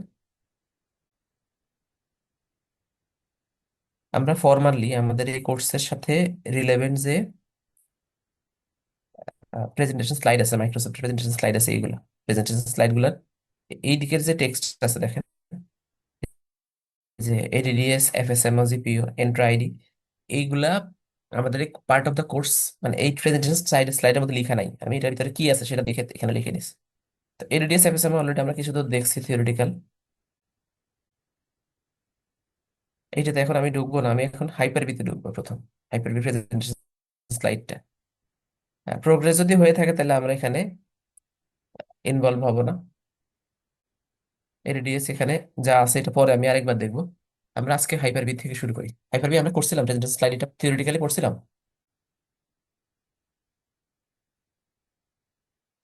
কেউ না কেউ তো আমার ক্লাসে ছিলেন অবশ্যই। না মনে হয়। ওকে, আমরা যদিও মানে রিলেটেড প্র্যাকটিক্যাল ক্লাস অনেক দূর প্রোগ্রেস করছি, কিন্তু আপনারা যদি আমাকে জিজ্ঞেস করেন যে ভাই আমাদের সিলেবাসের কতটুকু কাভার হয়েছে, উত্তর দেওয়ার মতো তো আসলে কিছু তো বলতে হবে তাই না? তা আমাদের অ্যাকচুয়ালি যে এই কোর্সের মধ্যে, আপনাদের যে ট্রেনিং কোর্স, এই কোর্সের মধ্যে এই মডিউলটা আর এই মডিউলটা হলো মেইন আমাদের কোর্স অবজেক্টিভস। তা আমরা কোর্স অবজেক্টিভস এর জন্য এখন আমরা ফর্মালি এই প্রেজেন্টেশন স্লাইড গুলোকে পড়ে শেষ করে ফেলবো, যা দ্রুত পড়বো আর কি। আপনারা দেখলেই বুঝবেন আমরা অলরেডি কি কি করছি। আর কোনো একটা জিনিস যখন আমার কাছে মনে হবে যে না, আমরা একটু প্র্যাকটিক্যালি একটু দেখে আসি, ঘুরে আসি, অ্যানালাইজ করে আসি, তখন আমি আপনার সার্ভারে ঢুকবো। সার্ভার আমি রেডি রাখতেছি, কিন্তু ল্যাবের দিকে আমি এখন আসবো না। মাঝে মাঝে ল্যাবে আসবো, হয়তো ছোটখাটো কিছু কিছু জিনিস ডিসকাস করার জন্য, যদি মনে হয় যে ডিসকাস করা দরকার। আমি এখানে দিয়ে একটা মেশিন অন করে রাখি,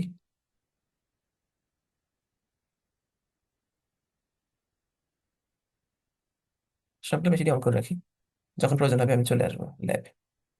প্রথমে হচ্ছে আমাদের হাইপারবি, আমরা যে হাইপারবি হোস্ট ক্লাস্টার করছিলাম, হোস্ট ক্লাস্টারের সাথে আমাদের মডিউল রিলেভেন্ট হয়েছে হাইপারবি, তারপরে যে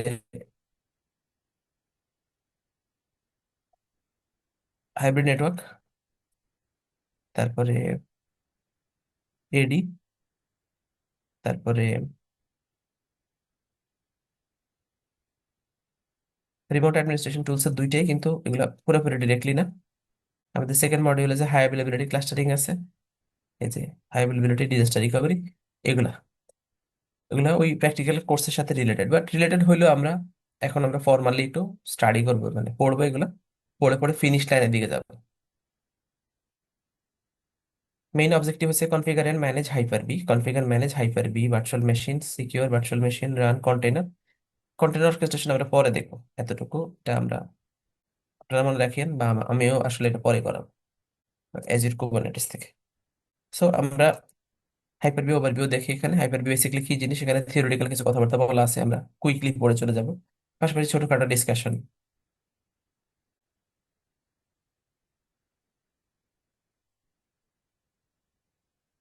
ওকে, ডিফাইন হাইপার-ভি। হাইপার-ভি কি জিনিস? হাইপার-ভি হচ্ছে Microsoft Windows server base virtualization platform বা type one hypervisor. Windows base Hyper-V হলো উইন্ডোজ বেস ভার্চুয়ালাইজেশন প্ল্যাটফর্ম, যেটা টাইফন হাইপারভাইজার বা হাইপারভাইজার বা ভার্চুয়ালাইজেশন প্রোভাইড করে। আমাদের আন্ডারলাইং থাকে SAN switch, storage area network, routing, switching, এগুলা। তারপর হচ্ছে সার্ভার, যে সার্ভারকে আমরা এখন একটা বেজ ওএস বা ভার্চুয়ালাইজেশন প্ল্যাটফর্মের মাধ্যমে ভার্চুয়ালাইজ করি। এখানে এখানে উইন্ডোজ হাইপার-ভি ফিজিক্যাল সার্ভার হতে পারে, যেটাতে হাইপার-ভির রোল ইনস্টল করার পরে তারপরে আমরা ভার্চুয়ালাইজ করতে পারি। হাইপার-ভি রোল যখন ইনস্টল হয় তখন কি হয়, সেই হার্ডওয়্যার ভার্চুয়ালাইজ করে, ফিজিক্যাল হার্ডওয়্যারকে ভার্চুয়ালাইজ করে সেই ভার্চুয়াল হার্ডওয়্যারের উপরে, আমরা ভার্চুয়াল কম্পিউটার রান করি, সেই কম্পিউটারের মধ্যে উইন্ডোজ, লিনাক্স, বিভিন্ন টাইপের অপারেটিং সিস্টেম রান করতে পারি। যদি মাইক্রোসফট প্ল্যাটফর্মে বা লিনাক্স কেভিএম প্ল্যাটফর্মে সাপোর্টেবিলিটি কম, শুধু উইন্ডোজ লিনাক্স বেস মেশিনই রান করতে পারে, ম্যাক ওএস বা ইউনিক্স ওএস রান করে না, বিএমআর এর ক্ষেত্রে সেটাও রান করে। এটা বিএমআর ফিচার ডেভেলপ করছে বলে। Okay, hyper V hardware virtualization layer, native hypervisor that provides hardware virtualization capabilities. Windows হাইপার-ভির কথা বলতেছে। Hyper-V is a role of Windows Server, supports Windows 10, 11 as an optional feature. Windows 10 বা 11 এর pro addition minimum হইতে হয়, enterprise edition হলে ভালো। আর server operating system almost data center এবং স্ট্যান্ডার্ড সবাই সাপোর্ট করে। allows creation of multiple VMs in the same hardware. Hyper-V কি করে? allow creation of multiple virtual machine on the same hardware, provides an isolated space for each VM to run its own operating system. ঠিক আছে, on operating system run করার জন্য একটা isolated hardware space provide করা হয়, এটা Hyper-V definition আর কি। Okay, supports many type of guest operating systems, includes CentOS, Red Hat Enterprise Linux, Debian, Oracle Linux, OC Linux এর Ubuntu। Separate Windows server and Windows client OS run করে, pre BSD run করে, বলতে গেলে আসলে এগুলাই run করে হাইপার-ভিতে। আর তেমন কিছু রান করে না, তেমন কিছুর মধ্যে আর কিছু নাই। যেমন উবুন্টু ছাড়াও আপনার এখানে সুসে লিনাক্স বলছে, তো এখানে কালি লিনাক্স, এগুলো তো কালি লিনাক্স বলে যদি বলেন ওটা ডেবিয়ান লিনাক্সই বা উবুন্টু টাইপেরই। তারপরে যদি বলেন রকি লিনাক্স, তাহলে সেটা রেড হ্যাট লিনাক্স বা সেন্টোস লিনাক্সই। সো সাপোর্ট করে রকি লিনাক্স, মিন্ট, তারপরে সাইন্টিফিক লিনাক্স, আরো যা যা লিনাক্স আছে সবই সাপোর্ট করে, যেহেতু এগুলো এই অপারেটিং সিস্টেমগুলোর একটা variant. Okay, system requirement, 64 bit processor with second level address translation বা SLT. Second level address translation যখন সাপোর্ট করে তখন আমরা কি করতে পারি? নেস্টেড ভার্চুয়ালাইজেশন করতে পারি। ঠিক আছে, processor with BM monitor mode extension, virtual machine monitor mode extension support করে এরকম প্রসেসর, যেটা ওই যে ভিটি এনাবল করার সাথে সাথে এই দুইটা ফিচার এনাবল হয়ে যায়। এবং সাফিসিয়েন্ট মেমোরি, সাফিসিয়েন্ট স্টোরেজ থাকতে হবে। ভার্চুয়ালাইজেশন টেকনোলজির মধ্যে আমরা দুই নামে চিনি, একটা হচ্ছে Intel virtualization technology VT or advance micro device বা এএমডি ভার্চুয়ালাইজেশন, এএমডিভি এনাবল থাকতে হয়। এই দুটো ফিচারই বেসিক্যালি আপনার সেকেন্ড লেভেল অ্যাড্রেস ট্রান্সলেশন এবং বিএম প্রসেসর মনিটরিং এক্সটেনশনটাকে ইউজ করে। ঠিক আছে, hardware enforced data execution prevention বা DEP enabled, Intel execution disable XD bit, AMD no execution NX bit. এই কনফিগারেশন থাকতে হবে, মানে hardware enforce data execution prevention enabled, এটা ইন্টেলের ক্ষেত্রে হলে, আর এএমডির ক্ষেত্রে হলে no execution NX bit supported হতে হবে, বা এটা হার্ডওয়্যার ভার্চুয়ালাইজেশনের ক্ষেত্রে DEP enable and Intel execution XD disable, Intel execution XD disable থাকতে হবে, এএমডি এর ক্ষেত্রে নো এক্সিকিউশন থাকতে হবে। এটা হার্ডওয়্যারের ফিচার, আমরা যদি এটা এভাবে দেখি না, হয়তো সার্ভারের বায়োসে ঢুকলে এই অপশনটা দেখবো, এটা বাই ডিফল্ট ডিসেবলই থাকে ভার্চুয়ালাইজেশন করার জন্য। এখনকার লেটেস্ট হার্ডওয়্যার গুলোতে ভার্চুয়ালাইজেশন রান করার জন্য ফিচারগুলো এনাবেলই থাকে। ওকে, ইনস্টলেশন মোড হচ্ছে সার্ভার ম্যানেজার ইউজ করে অথবা পাওয়ারশেল ইউজ করে install Windows feature, PowerShell CM delete use করে আমরা হাইপার-ভি ইনস্টল করতে পারি। এখানে ইনস্টলেশন মোডের কথা বলা আছে, যেটা আমরা অলরেডি দেখছি জানি। হাইপার-ভি ম্যানেজার হচ্ছে সফটওয়্যারটা যেটা ভার্চুয়ালাইজেশন মানে এনাবেল করার পর দিয়ে আমরা সাথে সাথে টুলস ইনস্টল করে ফেলি, তখন আমরা এই গ্রাফিক্যাল টুলটা পাই, যে টুল ইউজ করে আমরা ভার্চুয়াল সুইচ মানে নেটওয়ার্ক কনফিগার করা, বিএম ক্রিয়েট করা, সবকিছু করতে পারি। Hyper-V Manager is a graphical interface to manage Hyper-V infrastructure. Support previous version, web service বা web service WS management protocol support করে এটা, অল্টারনেট ক্রেডেনশিয়াল সাপোর্ট করে। Other management tools include Windows PowerShell, PowerShell direct, admin center, SSH direct support করে। এর মধ্যে এইটার এই টুলটা ইউজ করে আমরা মানে সেম মেশিন অথবা আরেকটা মেশিনের মধ্যে রান করা হাইপার-ভি ভিএম কেও কিন্তু ম্যানেজ বা মেনটেন করতে পারি। এছাড়া আমরা যদি বেজ মেশিন থেকে কমান্ড দিয়ে ভিতরে ভিএম কে ম্যানিপুলেট করতে চাই তাহলে পাওয়ারশেল ডিরেক্ট ইউজ করি। তারপরে এসএসএইচ ডিরেক্ট সেম ওয়েতে সাপোর্ট করে, যদি লিনাক্স মেশিন হয় ভিতরে ভিএম হিসেবে, তাহলে বেজ মেশিনে এসএসএইচ করে আমরা এসএসএইচ ডিরেক্ট কাজ করতে পারি। হাইপার-ভি বেস্ট প্র্যাকটিস, হাইপার-ভি যখন আমরা ইনস্টল কনফিগার করব তখন আমাদেরকে খেয়াল রাখতে হবে যে sufficient hardware to run virtual machine, মানে ফিজিক্যাল মেশিনে সাফিসিয়েন্ট হার্ডওয়্যার আছে কিনা। এটা স্ট্যান্ডার্ড মিনিমাম আমরা বেস মেশিনে 4 GB মেমোরি ফ্রি থাকতে হবে, এটা হচ্ছে কথা। এরপরে দিয়ে ভিএম এর জন্য বাকি বাকি আমরা রিসোর্স ইউজ করতে পারি। তারপর যদি আমাদের হাইপার-ভিতে যদি মেশিন বেশি রান করে, ধরুন আমার হাইপার-ভিতে 10টা ভিএম রান করতেছে বা 15-20টা মেশিন রান করতেছে, তো সেই ক্ষেত্রে বেজ মেশিনে শুধু 4 GB এনাফ হবে না, তখন হয়তো বেজ মেশিনে আমাদের হয়তো 10-12 GB বা 16 GB মতো বেজ মেশিনে মেমোরি ফ্রি রাখতে হবে। টাস্ক ম্যানেজারে গেলে আমরা মোটামুটি ফ্রি মেমোরি কতটুকু আছে দেখতে পাবো। দ্বিতীয়ত মাথায় রাখতে হবে যে আবার আমরা যখন হাইপার-ভিতে কোনো একটা ভিএম রান করি, তখন ওই ভিএম এর ভিতরে যে মেমোরি দেওয়া থাকে, সে হার্ড ডিস্ক থেকে অতটুকু জায়গা ভিএম রান করার সময় নিবে ওই মেমোরি ক্যাশ তৈরি করার জন্য। ওটাকে বলে কি জানো, memory page page file. Okay, deploy VM on separate disk or clustered shared volume. VM গুলাকে সেপারেট বা ক্লাস্টার্ড শেয়ার্ড কমন শেয়ার্ড ভলিউমে রান করতে বলতে জানো high availability disaster recovery assure করা যায়। Avoid installing other server role on the host. এটা আমি আগেই বলছি যে মাল্টিপারপাস আমরা সার্ভার ইউজ করবো কখন, নর্মালি আমরা যখন অ্যাক্টিভিটি ডিএনএস অথবা হাইপার-ভি অথবা এই ধরনের রোলগুলো যখন কোনো একটা সার্ভারে ইনস্টল করি, তখন আমরা কি করি, প্রয়োজন হলে অন্যান্য রোল ইনস্টল করতে পারি, কিন্তু আমাদের উচিত হচ্ছে মোটামুটি মিডিয়াম বা লার্জ অর্গানাইজেশনের ক্ষেত্রে আহ, যে সার্ভারে হাইপার-ভি রোল ইনস্টল করছে সেখানে অন্য কোনো রোল না ইনস্টল করা, যে সার্ভারে অ্যাক্টিভিটি ডিএনএস দিছি সেখানে অন্য কোনো রোল না দেয়া। এটা হচ্ছে আমাদের বেস্ট প্র্যাকটিসের মধ্যে পড়ে এবং আমরা সেটা ট্রাই করবো সবসময়। Use server core for reduce attack service. Server core যদি ইনস্টল করি তাহলে হবে কি, গ্রাফিক্যাল ইন্টারফেস গুলো কম ইনস্টল হবে। তো গ্রাফিক্যাল ইন্টারফেস বলতে বোঝাচ্ছে যে টাস্ক মেনু, এই স্টার্ট মেনু, উইন্ডোজ এক্সপ্লোরার বা বিভিন্ন থার্ড পার্টি সফটওয়্যার আছে, এগুলো গ্রাফিক্যাল ইন্টারফেসের জন্য তো একটা কোড তৈরি করতে হয়। এবং ওইসব কোডের কোনো দুর্বলতার কারণে যদি সার্ভারকে অ্যাটাক করার মতো কোনো দুর্বলতা ক্রিয়েট করে, এটাকে বলে কি, অ্যাটাক সারফেস ক্রিয়েট করা আর কি। যে দুর্বলতা ইউজ করে মেশিনকে নেটওয়ার্ক থ্রু অ্যাটাক করা যাবে বা এক্সপ্লয়েট করে আপনার লগ ইন করা বা সার্ভারে হার্ম করা যাবে। তো যদি আমরা কম্পোনেন্ট কমাই দিই, গ্রাফিক্যাল ইন্টারফেস যদি না থাকে, তাহলে সার্ভারটার পারফরমেন্সও বেশি হবে এবং তার অ্যাটাক সারফেসও রিডিউস হয়ে যাবে। তাকে অ্যাটাক করার মতো সুযোগগুলো কমে আসবে, এটাকে বলে অ্যাটাক সারফেস রিডিউস করা। বাট আবার সমস্যা হচ্ছে যে আমরা যদি সার্ভার করে ইনস্টল করি সেক্ষেত্রে আমাদের কি হবে, অপারেশন অ্যাডমিনিস্ট্রেশনও আবার একটা চ্যালেঞ্জ আছে, যে আমরা একটা সার্ভারকে আপনার কোর ইনস্টল করলাম, এখন আমরা পার্সেল কমান্ড দিয়ে সবকিছু করতে পারতেছি না, তাহলে তো প্রবলেম। তবে সার্ভার করে ইউজ করতে পারলে আমাদের সার্ভার পারফরমেন্স এবং সিকিউরিটিটা আরো বেশি স্ট্রঙ্গার হয়। Run best practice analyser and resource metering, এগুলো আলাদা টুল, মাইক্রোসফটের নেটিভ টুল, যেগুলো আমরা মানে ডাউনলোড করে সার্ভারের বেস্ট প্র্যাকটিসেস গুলা চেক করতে পারবো, যে আমরা বেস্ট প্র্যাকটিসেস অনুসারে সার্ভার ইনস্টল কনফিগার করছি কিনা, কোন রকমের স্টেপস মিসিং আছে কিনা, এই জিনিসগুলো অ্যানালাইসিস করার জন্য বিপিএ টুল ইউজ করা। Manage Hyper-V with remote server administration tools, আর সেটা ডিডিএস টুল ইউজ করে হাইপার-ভি ম্যানেজ করতে পারবো। ধরুন আমার আমার অফিসের ডাটা সেন্টারে বিভিন্ন সার্ভারে 5-6টা সার্ভারে হাইপার-ভি আছে। তো আমি একটা সার্ভারের থেকে অথবা আমার নিজের ডেস্কটপ মেশিনে আর সেটা ডিডিএস টুল ইনস্টল করে নিলাম, সেখানে হাইপার-ভি কনসোল আছে, এখন হাইপার-ভি কনসোল থেকে আমি 5টা সার্ভারকে কানেক্ট করলাম, সার্ভার সরাসরি লগ ইন করবো না। এতে করে সার্ভারে বারবার লগ ইন না করার কারণে ভাইরাস ম্যালওয়্যার ইনফেক্টেড হওয়ার সম্ভাবনা কমে যায়। এছাড়া আমরা ভিএম এর ভিতরে ফাইলপত্র কপি করা, টেক্সট কপি করা বা ফিচার গুলাকে রিমোট ডেস্কটপের মতো ইউজ করার জন্য ভিএম কে এনহ্যান্স সেশন মোড ইউজ করবো আমরা। হাইপার-ভি নেটওয়ার্কিং এর ক্ষেত্রে আমরা অলরেডি এটা ভালো করে জানি, তারপর আমরা একটু পড়ে আসি।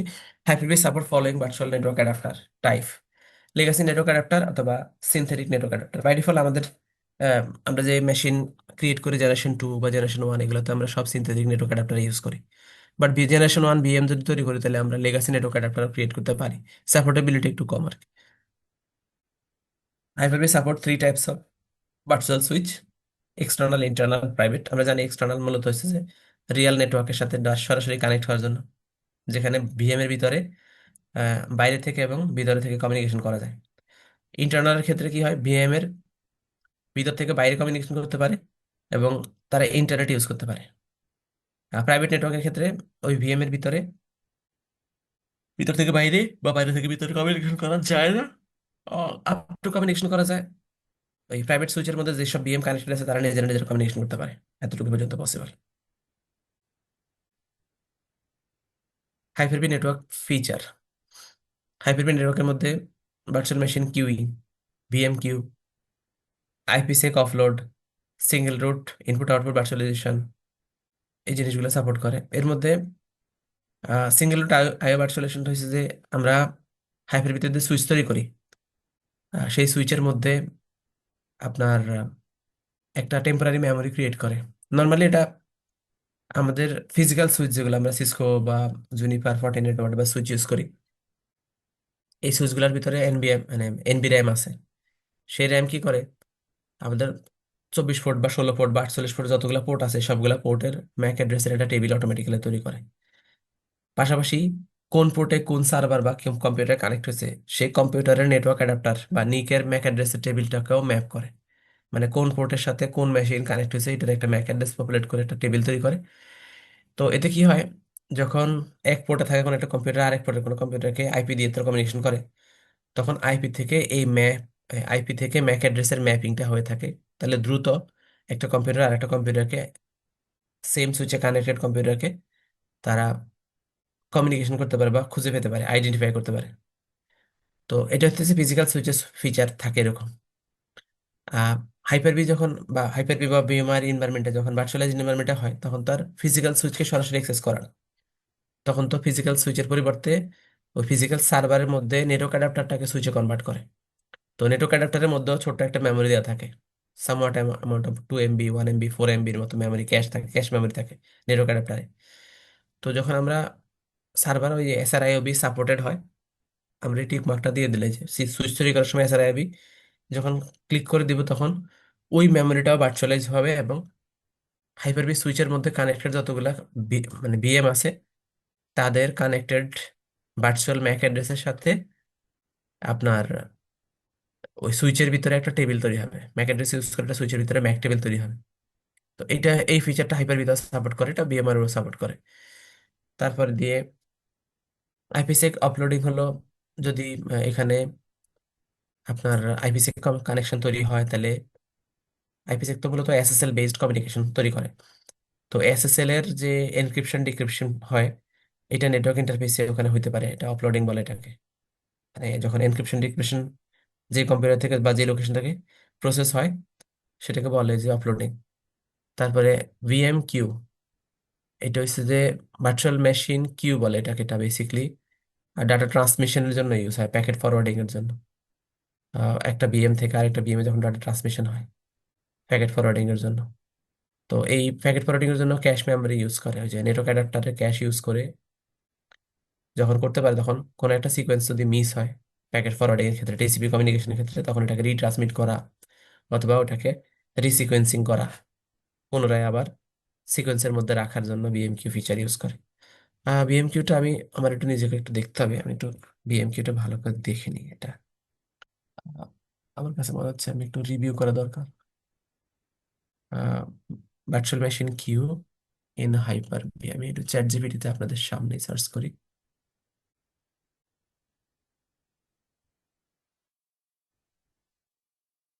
What is,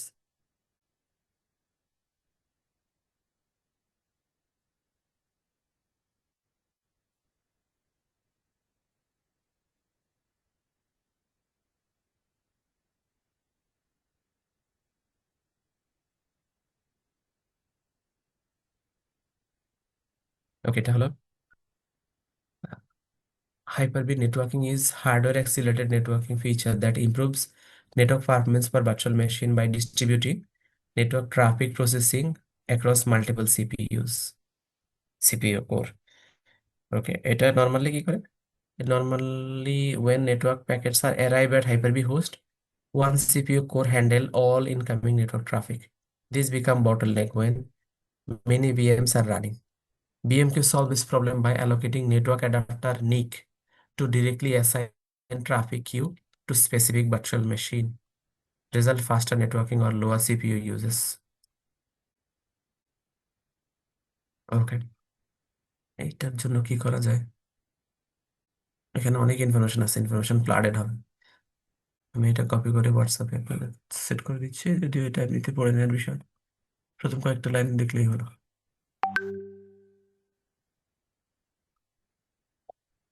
okay, port mirroring, DSCP guard, router guard, network virtualization, এগুলো সাপোর্ট করে হাইপার-ভি সুইচ।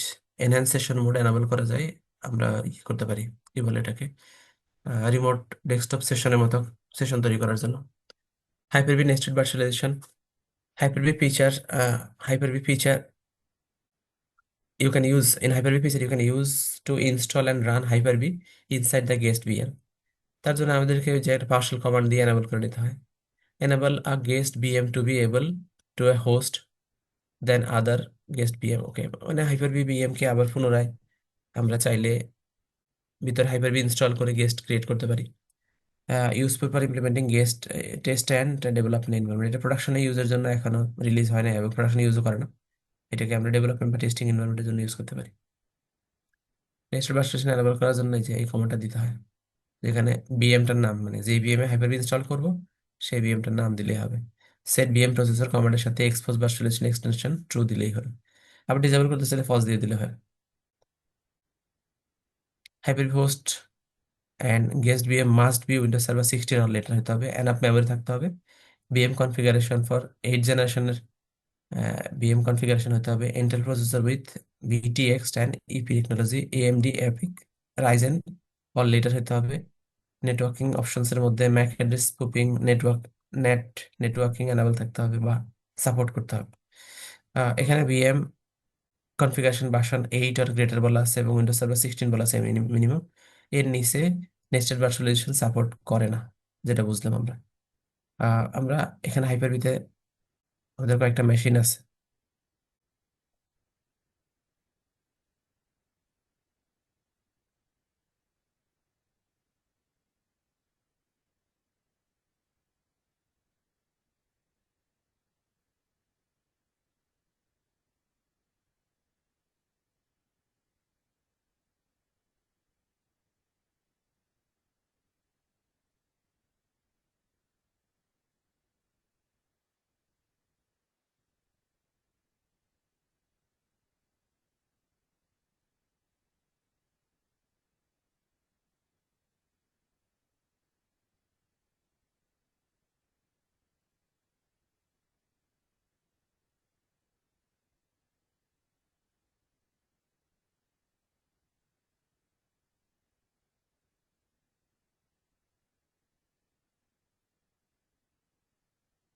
স্লো ফরওয়ার্ড করতেছে।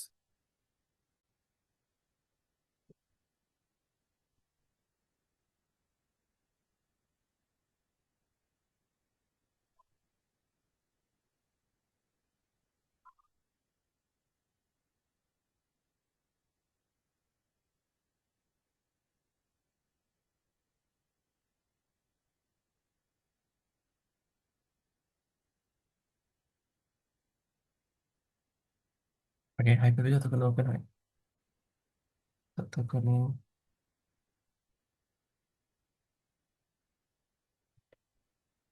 ততক্ষণে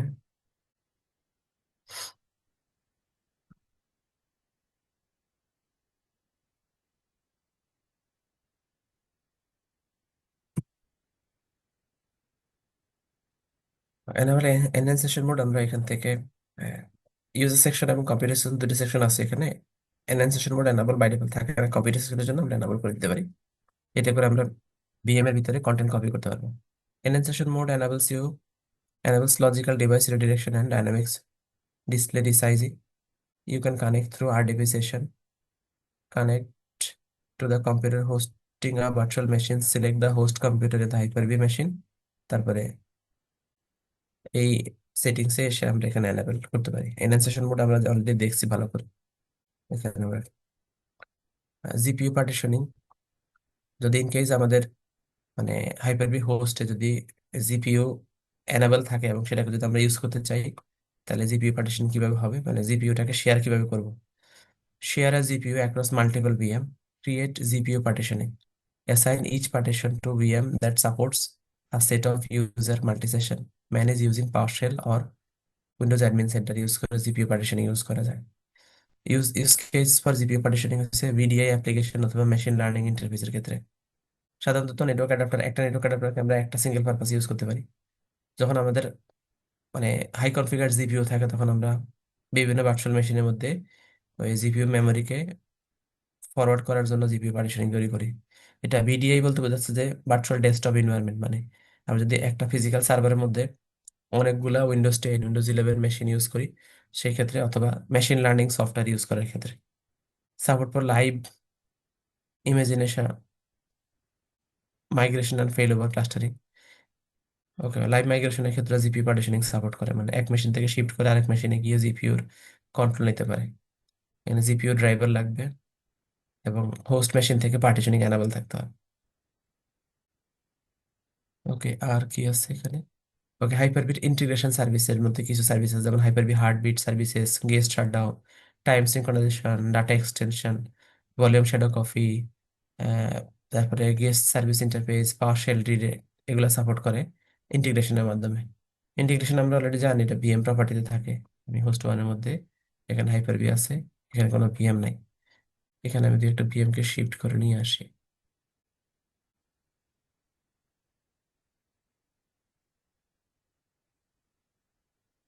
আমাদের এনভায়রনমেন্টে দু একটা ভিএম থাকার কথা। একটা ভিএম 02, এটা কুইক মাইগ্রেট করে হোস্ট ওয়ান নিয়ে আসি। এবার এটাকে সেভ দিই, স্টার্ট দিই, হোস্ট ওয়ান থেকে স্টার্ট হয়েছে এটা। ওকে, ভিএম সেটিংস এর মধ্যে আমরা ইন্টিগ্রেশন সার্ভিস আছে দেখবো, এই যে এখানে ইন্টিগ্রেশন সার্ভিস, যে operating system shutdown, time synchronization, data exchange, heartbeat, backend backup, volume shadow. আমরা যদি ধরেন অপারেটিং সিস্টেম শাটডাউনটা ইউজ না করলাম, ওকে দিলাম, এখন আমরা এই ভিএম এ কানেক্ট করার পরে ভিতর থেকে তো শাটডাউন দিতে পারবো, কিন্তু আমি কনসোলের উপর থেকে, এখান থেকে যে শাটডাউন কমান্ড দিতে পারবো না। এখানে হচ্ছে error occurred attempting to shut down the virtual machine. The guest shutdown integration service is either not enabled or not running. So যখন আমরা গেস্ট ইন্টিগ্রেশন সার্ভিসটা এনাবল করবো, তখন শাটডাউন কমান্ড দিলে যাবে। আমার এখানে সাকসেস হবে না, কারণ এই মেশিনের ভিতরে ওএস দেওয়া নেই। এখন আমি শাটডাউন কমান্ড দিলে কমান্ড হয়তো নিবে, কিন্তু কাজ করবে না। ঠিক আছে, এখন ফেইল টু স্টপ বলবে, মানে কমান্ড নিয়েছে কিন্তু fail to stop. Power off হচ্ছে আপনার হার্ডওয়্যার থেকে শাটডাউন দেওয়ার মতো, এটা ডিফারেন্ট ইস্যু, বাট গেস্ট শাটডাউনটা ইন্টিগ্রেশন সার্ভিস থেকে আসে। তারপরে ভার্চুয়াল মেশিনের এখানে দেখেন যে একটা ভার্সন আছে, এটা ভার্সন হচ্ছে 10। আমরা যখন উইন্ডোজ উইন্ডোজ সার্ভার 2025 দিব, তখন এখানে দেখবো 12। আগের ভার্সনের ক্ষেত্রে আমরা 9 দেখবো, 16 এর ক্ষেত্রে দেখবো 8 ভার্সন। এটা মেশিন কনফিগারেশন ভার্সন। তারপরে ইন্টিগ্রেশন সার্ভিসের মধ্যে আরো অনেক কিছু আছে, যেমন টাইম সিঙ্ক্রোনাইজেশন হওয়া, ডাটা এক্সচেঞ্জ হওয়া, সবকিছু এনাবেল আছে, শুধু গেস্ট সার্ভিসটা অফ করা আছে।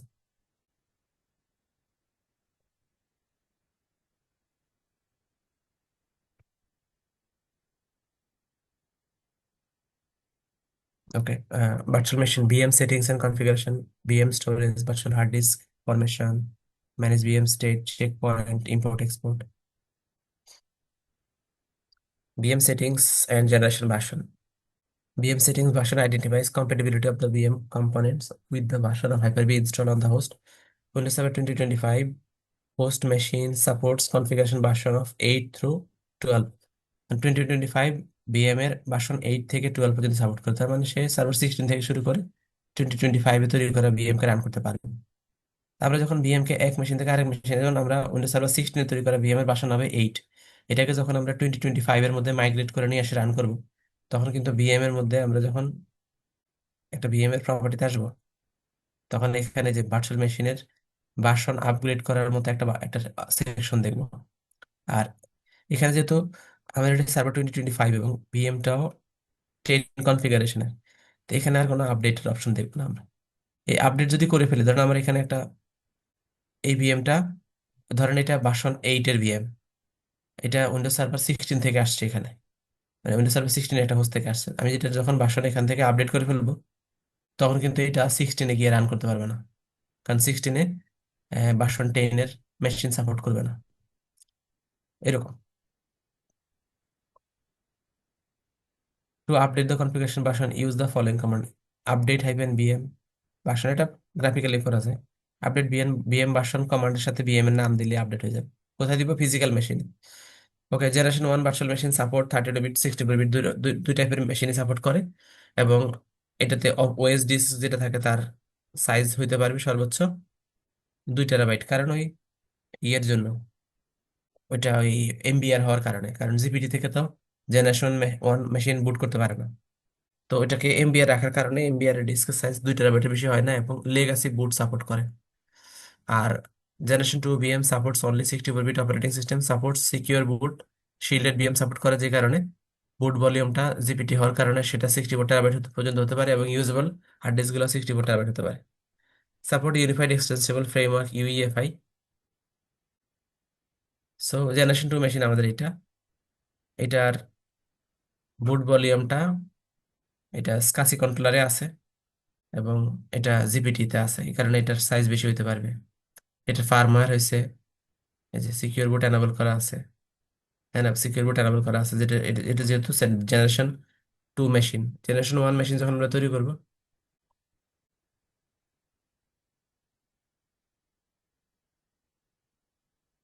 জেনারেশন 1 মেশিন 30 বিট 64 বিট দুটো টাইপের মেশিনই সাপোর্ট করে। হোয়াট এভার, সুইচ সিলেক্ট করছি, 40 জিবি একটা হার্ড ডিস্ক, ওএস পরে দিব।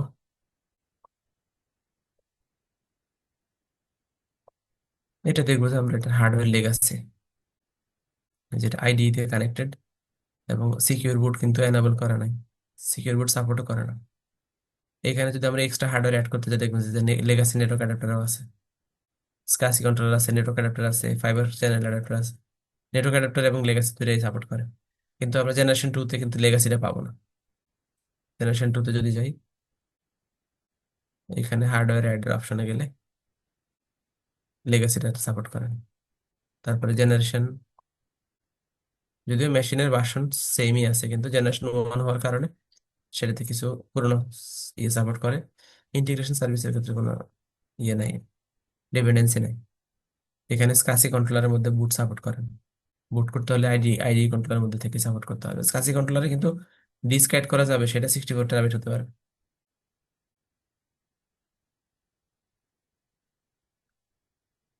বিএম সেটিংস এর মধ্যে জেনারেশন 1 এবং জেনারেশন 2 এর ক্ষেত্রে তফাৎ দেখাইছে, এখানে আমরা অলরেডি এগুলো দেখে চলে আসছি। Configure dynamic memory for hyper V virtual machine, এটা থিওরিটিক্যাল, এখানে আর কি পড়বো, এখানে যা বলা আছে এটা একটু যদি আমরা খেয়াল করি, স্ক্রিনের মধ্যে খেয়াল করি, এটা আমাদের বিএম সেটিংস আছে, ডাইনামিক মেমোরি। কোন একটা মেশিনের স্টার্ট আপ মেমোরি বা main amount of assign memory হচ্ছে 4 জিবি দেয়া। আমরা যদি এটা এনাবল করি এবং বলি যে মিনিমাম 500 এমবি থেকে শুরু করে 10 জিবি পর্যন্ত মেমোরি বাড়তে পারবে, এর মানে সে 500 জিবির কম বাড়বে না এবং 10 জিবি পর্যন্ত গ্রো করতে পারবে। মেশিন যখন স্টার্ট হবে তখন সে 4 জিবি পর্যন্ত নিবে।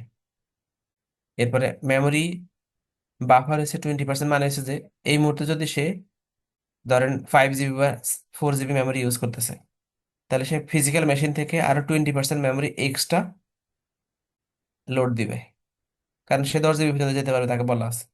20% বাফার মানে হচ্ছে যে তার প্রয়োজন যা, তার থেকে 20% বেশি সে রেডি রাখবে, যেন ডিমান্ড আসলে যেন দ্রুত ক্যাটার করতে পারে। আর মেমোরি ওয়েট এখানে দেয়া আছে ব্যালেন্সড, মানে 50-50, লো না হাইটও না। তার মানে মেমোরি যা বলা আছে তাই, যদি হাই মেমোরি ওয়েট বলে দেয় তাহলে সে ফিজিক্যাল সার্ভার থেকে এক্স্যাক্টলি সেম নিবে। আর যদি মিডল থাকে, তাহলে তার অ্যাকচুয়াল যে ওয়েট আছে সে ওয়েটের মোটামুটি অর্ধেক নিবে। এখানে ওয়েট হচ্ছে specify how the priority of the available memory. আচ্ছা, এটা আসলে ওইটা না, মেমোরি ওয়েটটা হচ্ছে, আমি ভুলে গেছি, মেমোরি ওয়েট হয়েছে, ধরেন এটা এটা কম্পেয়ার করবে অন্যান্য ভার্চুয়াল মেশিনগুলোর সাথে। ধরেন এই ভিএমটা ডিসি, এটার মেমোরি ওয়েট বলা আছে ব্যালেন্সড মিডিয়াম, কিন্তু সেম আরেকটা মেশিন আছে যেটার মেমোরি ওয়েটে হাইয়ের দিকে একটু বেশি বলা আছে। এখন ফিজিক্যাল সার্ভারের মধ্যে মেমোরি কম আছে, সেক্ষেত্রে এই ফাইটিং এর মধ্যে এসে উইন করবে কে, যার ওয়েট বেশি বলা আছে সে উইন করবে। Specify how priority of the available memory for the virtual machine compared to the other virtual machine on the computer। ঠিক আছে, যদি ফ্রি মেমোরি থাকে তাহলে ওয়েট কোনো ফ্যাক্টর না, কিন্তু মেমোরি যদি ফ্রি বেশি না থাকে, মেমোরি শর্টেজ থাকে, তাহলে এই কন্ডিশন মিট করার জন্য 20% বাফার কে পাবে, সেটা যার ওয়েট বেশি বলা আছে সেই পাবে। এখন আপনার তিনটা মেশিনের মধ্যে মেমোরি ওয়েট বলা আছে, একটা মেমোরি বলা আছে 50%, আরেকটাতে 60%, একটা 70%। তাইলে 70% যার, সে আগে নিজে 20% বাফার নিবে, তারপরে দিয়ে 60%, তারপরে গিয়ে যদি থেকে থাকে তাহলে পরবর্তী ব্যালেন্স মেশিন নেবে। এটা হচ্ছে মেমোরি ওয়েট। আমরা নর্মালি এইগুলো ইউজ করার জন্য রেকমেন্ড করি না, কারণ ফিজিক্যাল হার্ডওয়্যারে যদি মেমোরি কন্টেনশন হয় তাহলে পারফরমেন্স ডিগ্রেড করে। মেমোরি কন্টেনশন বলতে বোঝাচ্ছে যে মেমোরি কম আছে, ফাইট করে, বিভিন্ন হোস্টগুলো ফাইট করে মেমোরি নেওয়ার জন্য, এটাকে বলে কন্টেস্ট করা বা contention. Hyper-V storage consideration: consider the following factor when planning storage for virtual hard disk. High performance connection to the storage, fibre channel হতে পারে, রিডান্ডেন্ট স্টোরেজ হতে পারে, মাল্টিপল কমিউনিকেশন হতে পারে। High performance storage, adequate growth spec. Adequate মানে আমাদেরকে, মানে এই মুহূর্তে কতটুকু ইউজ হচ্ছে এবং ফিউচারে কতটুকু হতে পারে, এটার স্পেকুলেশন করা করে থাকতে হবে আমাদের। Support storage type include fibre channel এবং এসএমবি শেয়ার হতে পারে। ভার্চুয়াল হার্ড ডিস্ক ভিএইচডি, যেটা সাইজ আপ টু 2 টেরাবাইট পর্যন্ত হতে পারে, typically use to support older version of Hyper-V. আমরা এখন সব বিএসডি এক্সি তৈরি করে, যেটা 64 টেরাবাইট পর্যন্ত সাইজ হতে পারে। এটা রিকভারি করাপশন সাপোর্ট করে, support larger block size resulting increase performance.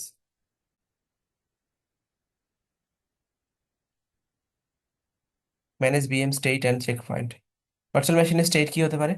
একটা ভার্চুয়াল মেশিন অফলাইন, মানে যখন অফ থাকে তখন অফ স্টেট হতে পারে। যখন পাওয়ার বাটনে ক্লিক করি তখন স্টার্ট হতে সময় লাগলে স্টার্টিংটা আমরা দেখি, স্টার্ট হয়ে গেলে রান করে। এছাড়া বিএম কে আমরা পজ দিতে পারি, সেভ করতে পারি। পজ দিলে হবে কি? পজ দিলে কোনো একটা মেশিন কোনো একটা স্টেটে রান করতেছে, কিছু উইন্ডো অ্যাপ্লিকেশন রানিং আছে, ওই অবস্থায় পজ হয়ে থাকবে। আর যদি আমরা সেভ করে নিই তাহলে ওই সেভ স্টেট থেকে আমরা বিভিন্ন সময় রান করতে পারবো। ওই পজের মতো একটা স্টেট, কিন্তু ওই স্টেটটাকে যদি বলি যে ঠিক আছে আজকে আমরা কাজ শেষ, তো আজকে ক্লোজ করে দিলাম, কালকে আবার মেশিন যখন অন করবো তখন ওই সেভ স্টেট থেকে রান করতে চাই, তাহলে আবার সেভ স্টেট থেকে রান করে দেয়। সেভ স্টেট আর পজ স্টেট কাছাকাছি হলো, সেভ স্টেটটা ইউজ করে যে কোনো সময় ওই স্টেট থেকে আবার রান করা যায়। আর পজ স্টেট হচ্ছে কোনো একটা স্পেসিফিক টাইমে পজ এবং রান করে দিলে সেটা আবার সামনে প্রোগ্রেস হয়ে মানে গ্রো করে যায়। চেক পয়েন্ট অনেকটা সেভ স্টেটেরই একটা প্র্যাকটিক্যাল উদাহরণ আর কি। Check point allow you to take snapshot of the virtual machine at a specific point in time. Two types of check point: production check point, standard check point. Maximum 50 check points per virtual machine support করে। Production আর standard almost সিমিলারই, but 50টা step check point আমরা নিতে পারি। Check point দিয়ে আমরা কি করি? চেক পয়েন্ট ইউজ করে আমরা কোনো একটা ভার্চুয়াল মেশিনের একটা স্পেসিফিক স্টেটে আমরা রিভার্ট ব্যাক করে আসতে পারি। ধরেন আমি আমার একটা একটা অ্যাপ্লিকেশন সার্ভার আমি রেডি করছি, এখন এটা সবকিছু ইনস্টল কনফিগার করে আপডেট আপডেট করে সব রেডি, একদম ফ্রেশ মেশিন। এই মুহূর্তে আমি একটা চেক পয়েন্ট নিয়ে নিলাম, এরপর একটা সফটওয়্যার ইনস্টল করলাম, অনেক বড় সফটওয়্যার, হয়তো সময় 2 ঘন্টা 3 ঘন্টা সময় নিয়ে সফটওয়্যারটা ইনস্টল করার পরে রিস্টার্ট মারার পরে দেখলাম যে ওএসটা আর বুট করতেছে না, ক্র্যাশ করে গেছে। এখন আমার আম, এত কষ্ট তো পানিতে চলে গেল। তো আমি যদি বলি যে ঠিক আছে, ওয়েস্টার আমার ওই যে চেক পয়েন্ট যেখানে নিচ্ছে ওখান থেকে আমি আবার শুরু করতে চাই, সফটওয়্যারটা ইনস্টল করে দেখতে চাই যে কি অবস্থা আমার, মানে ওখান থেকে আমি আবার শুরু করে সফটওয়্যার ইনস্টল করবো, কারণ ওই পর্যন্ত আমার সবকিছু হেলদি ছিল, ভালো ছিল।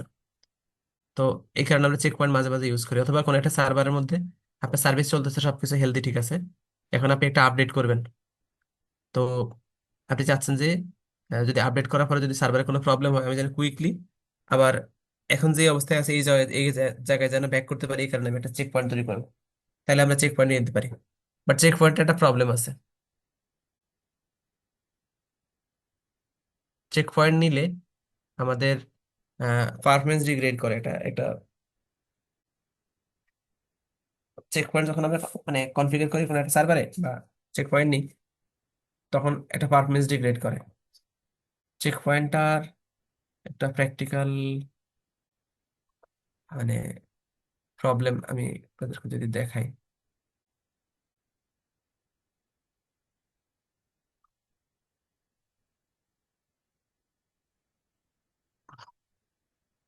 কোথায় যে আছে,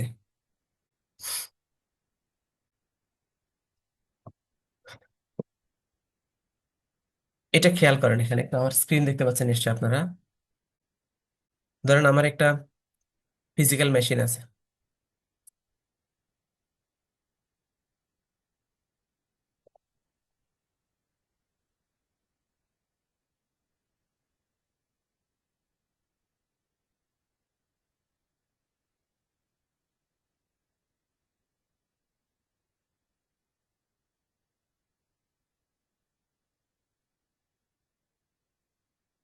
এটা একটা আমার ওয়েস ডিস্ক, যেখানে আমি উইন্ডোজ ইনস্টল করছি এবং সার্ভার ইনিশিয়াল কনফিগারেশন করে নিয়েছে, সবকিছু রেডি। আমার বেজ মেশিনের যে মানে অপারেটিং সিস্টেম ডিস্ক থেকে সে 50 জিবি 15 জিবি পর্যন্ত স্টোরেজ কনজিউম করছে। অ্যাকচুয়াল ডিস্কের সাইজ হচ্ছে 100 জিবি। এই অবস্থায় আমি একটা চেক পয়েন্ট নিব। চেক পয়েন্ট নেওয়ার সাথে সাথে এই যে এখানে যেটা এই যে ব্ল্যাক করা আছে, এই জায়গায় একটা, এখানে একটা রাইট লক ক্রিয়েট হবে। রাইট লক ক্রিয়েট হওয়া মানে কি, এই দিকের ডাটাতে আর কোনো মডিফাই করা যাবে না।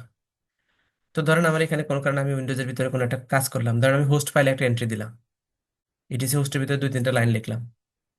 তখন কি হবে, অ্যাকচুয়াল হোস্ট ফাইলটাকে ওখানেই রাখবে, দিয়ে কপি করে বাইরে আনবে।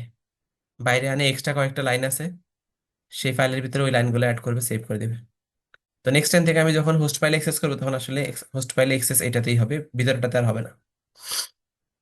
তো এইভাবে আমি যত উইন্ডোজের ভিতরে মানে এই 15 জিবির ভিতরে কোনো ফাইলের মধ্যে কোনো মডিফিকেশন করবো, সেটা কপি হয়ে বাইরে আসবে এবং পরবর্তীতে ওইটাই রেফারেন্স হবে, এবং ইউজের ক্ষেত্রে বাইরেটা ইউজ হবে, ভিতরেটা আর ইউজ হবে না। এবার পুরোনো ফাইলের মধ্যে যত অ্যাক্সেস করবো, আমি তো উইন্ডোজ যখন ইউজ করবো তখন তো সবসময় ভিতরের ফাইলের মধ্যেই টাচ করবো, এবং কনফিগারেশন চেঞ্জ করার ক্ষেত্রে তো ভিতরের দিকেই কাজ করতে হবে, তখন ওই ফাইলগুলো কপি আসবে। তো যখন একটা হার্ড ডিস্কের মধ্যে মানে কোনো একটা মেশিনের মধ্যে আমি চেক পয়েন্ট তৈরি করি, তখন কি হয়, তার অ্যাকচুয়াল যে ইউজেবল ডাটা আছে ওখানে একটা রিড লক তৈরি হয়, এবং ভিতর দিকে রাইট করতে দেয় না, এটা রিড অনলি থাকে। ভিতর দিকে ফাইলকে বাইরে নিয়ে এসে রাইট করে। তো এতে করে ওভারঅল অপারেটিং সিস্টেমের পারফরমেন্স তার হার্ড ডিস্কের পারফরমেন্সের সাথে রিলেভেন্ট। তো তার ওভারঅল হার্ড ডিস্কের পারফরমেন্স 25% রিডিউস হয়ে যায়, মানে কমে যায়, 25% স্লো হয়ে যাবে মেশিন। তো ধরেন আমরা যদি রেগুলার বিজনেস অপারেশনের সাথে ইনভলভ থাকে, তাহলে 25% পারফরমেন্স কমে গেলে আমাদের কিছু যায় আসে না, কারণ আমরা বুঝি না। কারণ আমি একটা মেশিনের পারফরমেন্স মানে কতটুকু লোড দিলে সেটা স্লো হবে, ওই পরিমাণ তো লোড আমরা দিই না, তাই না? ধরুন আমার এই মেশিনের মধ্যে একসাথে যদি 5,000 ইউজার কানেক্ট হয়, তারপর থেকে আমি এটা আস্তে আস্তে স্লো পাবো। কিন্তু 5,000 ইউজার পর্যন্ত কানেক্ট না হলে তো আমি স্লো পাবো না। তো যদি 25% মানে ডিগ্রেড হয়, তাহলে কি হবে? তাহলে দেখবো যে আমরা অ্যাটলিস্ট 3,800 ইউজার পর্যন্ত যদি আমরা মানে হিট করে, তাতেও স্লো হবে না। 3,000, হয়তো 3,900 বা 4,000 ইউজার হিট করার পর থেকে আস্তে আস্তে স্লো দেখবো আমরা। সো হার্ড ডিস্কের পারফরমেন্স যদি ইনিশিয়ালি কিছুটা ডিগ্রেড করেও, সেটা আমরা বুঝি না, বুঝতে পারবেন। তো চেক পয়েন্ট নিলে বা স্ন্যাপশট নিলে এই কাজটা হয় অ্যাকচুয়ালি। এখন ধরেন আমার পরবর্তীতে আমার ডাটা চেক পয়েন্ট নিতে দিতে হয়তো আমি বেশ কিছু গ্রো করছে ডাটা, এবং সাইজ এটার বেড়ে গেছে আরো কিছু দূর, যে সাইজ বেড়ে এখানে এসে আরেকটা চেক পয়েন্ট নিলাম আমি, বা ডাটা এই মুহূর্তে এই লেভেল পর্যন্ত আসছে, নতুন ডাটা। এখন আমার ডিসাইড করলাম যে আমি এইখানে যে অবস্থায় ছিল, যদি আমি এখানে ব্যাক করি, তাহলে কিন্তু এই যে হোস্ট ফাইলে বা সার্ভারের মধ্যে আরো কিছু কনফিগারেশন বা কিছু সফটওয়্যার ইনস্টল হয়েছে, কিছু মডিফিকেশন হয়েছে, সেগুলো হচ্ছে এর পরে। আমি যদি এখান থেকে মেশিনটাকে আবার রান করতে চাই, তাহলে এইদিকে যে অবস্থায় ছিল এটাই দেখবো, আমরা পরবর্তী চেঞ্জগুলো কিন্তু আর দেখবো না। তো চেক পয়েন্টটা আমরা কালকে দেখবো। আমরা একটা চেক মানে ওএস ইনস্টল করে চেক পয়েন্ট টেস্ট করে দেখবো আজকে আমরা। প্রেজেন্টেশন স্লাইডটাকে সামনের দিকে প্রোগ্রেস করে পড়ে ফেলি। ইম্পোর্ট এন্ড এক্সপোর্ট মেশিন, এটা আমরা কালকেই দেখবো।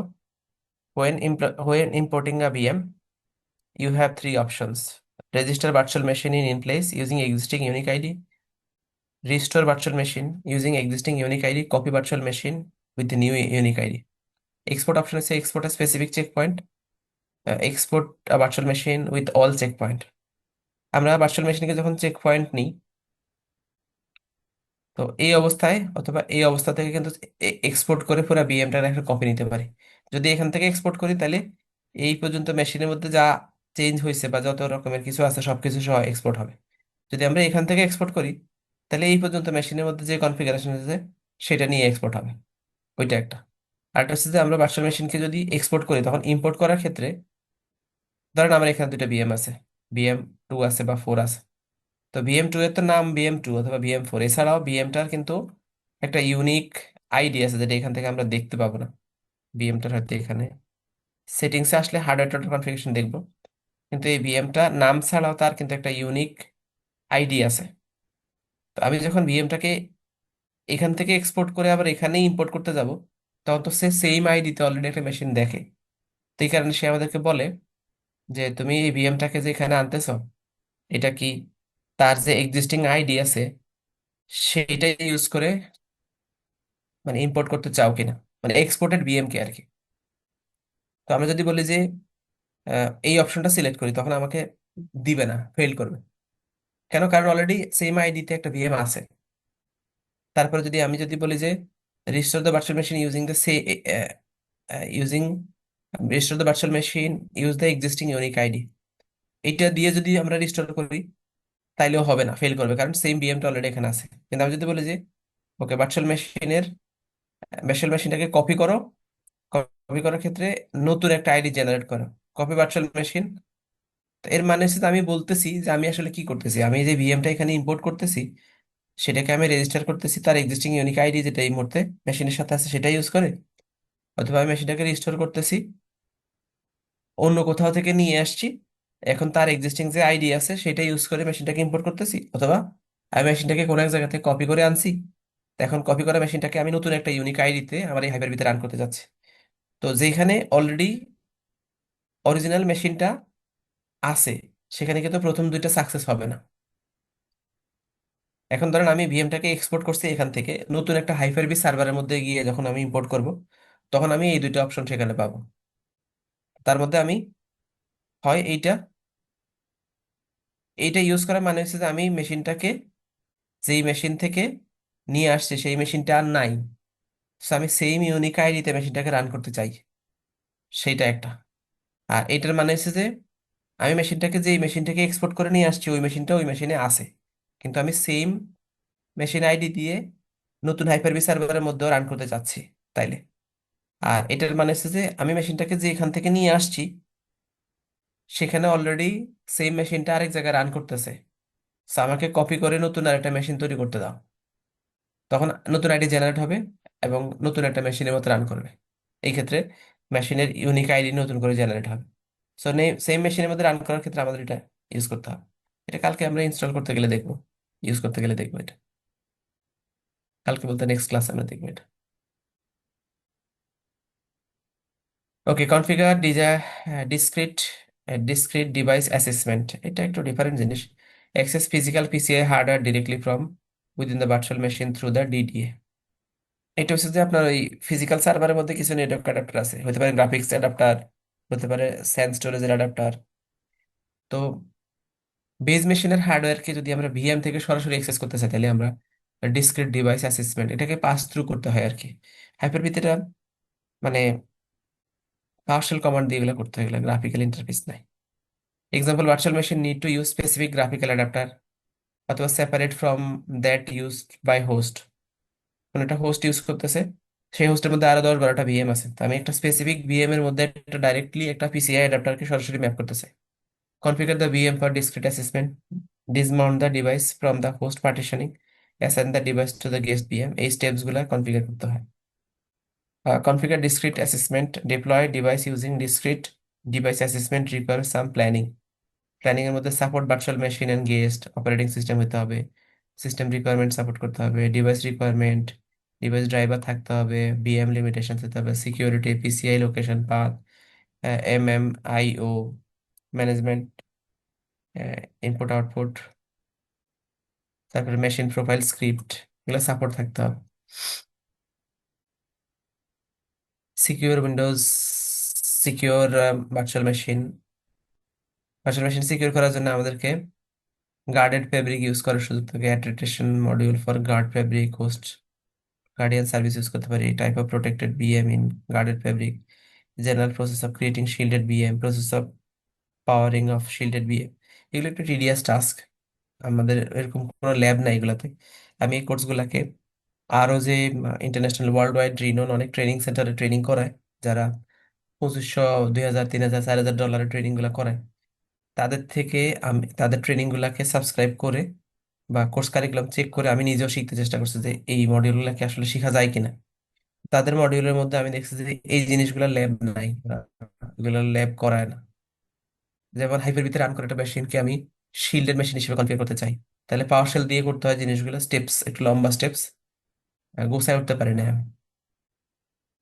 ওকে, guarded fabric, secure Security isolation used to protect virtual machine against inspection, theft, tampering from the either malware or malicious intent. Malicious intent বলতে বলতেছে যে খারাপ উদ্দেশ্য নিয়ে মেশিন এর ভিতরে এক্সেস করে ডাটা এক্সপোজ করা। Securing benefit of guarded fabric includes secure and authorized Hyper-V host, verification that host in a healthy state, provide the secure method to release key or healthy host. Guarded fabric implement করার এখানে একটা work flow বলা আছে কিভাবে implement করে। Basically কিছুই না, কোন একজন অ্যাডমিনিস্ট্রেটর যখন হাইপার-ভি হোস্টকে অপারেট করবে, তো এই হোস্টে রান করা ভিএম গুলাতে অ্যাক্সেস করতে গেলে তার প্রসেসটা কি হবে।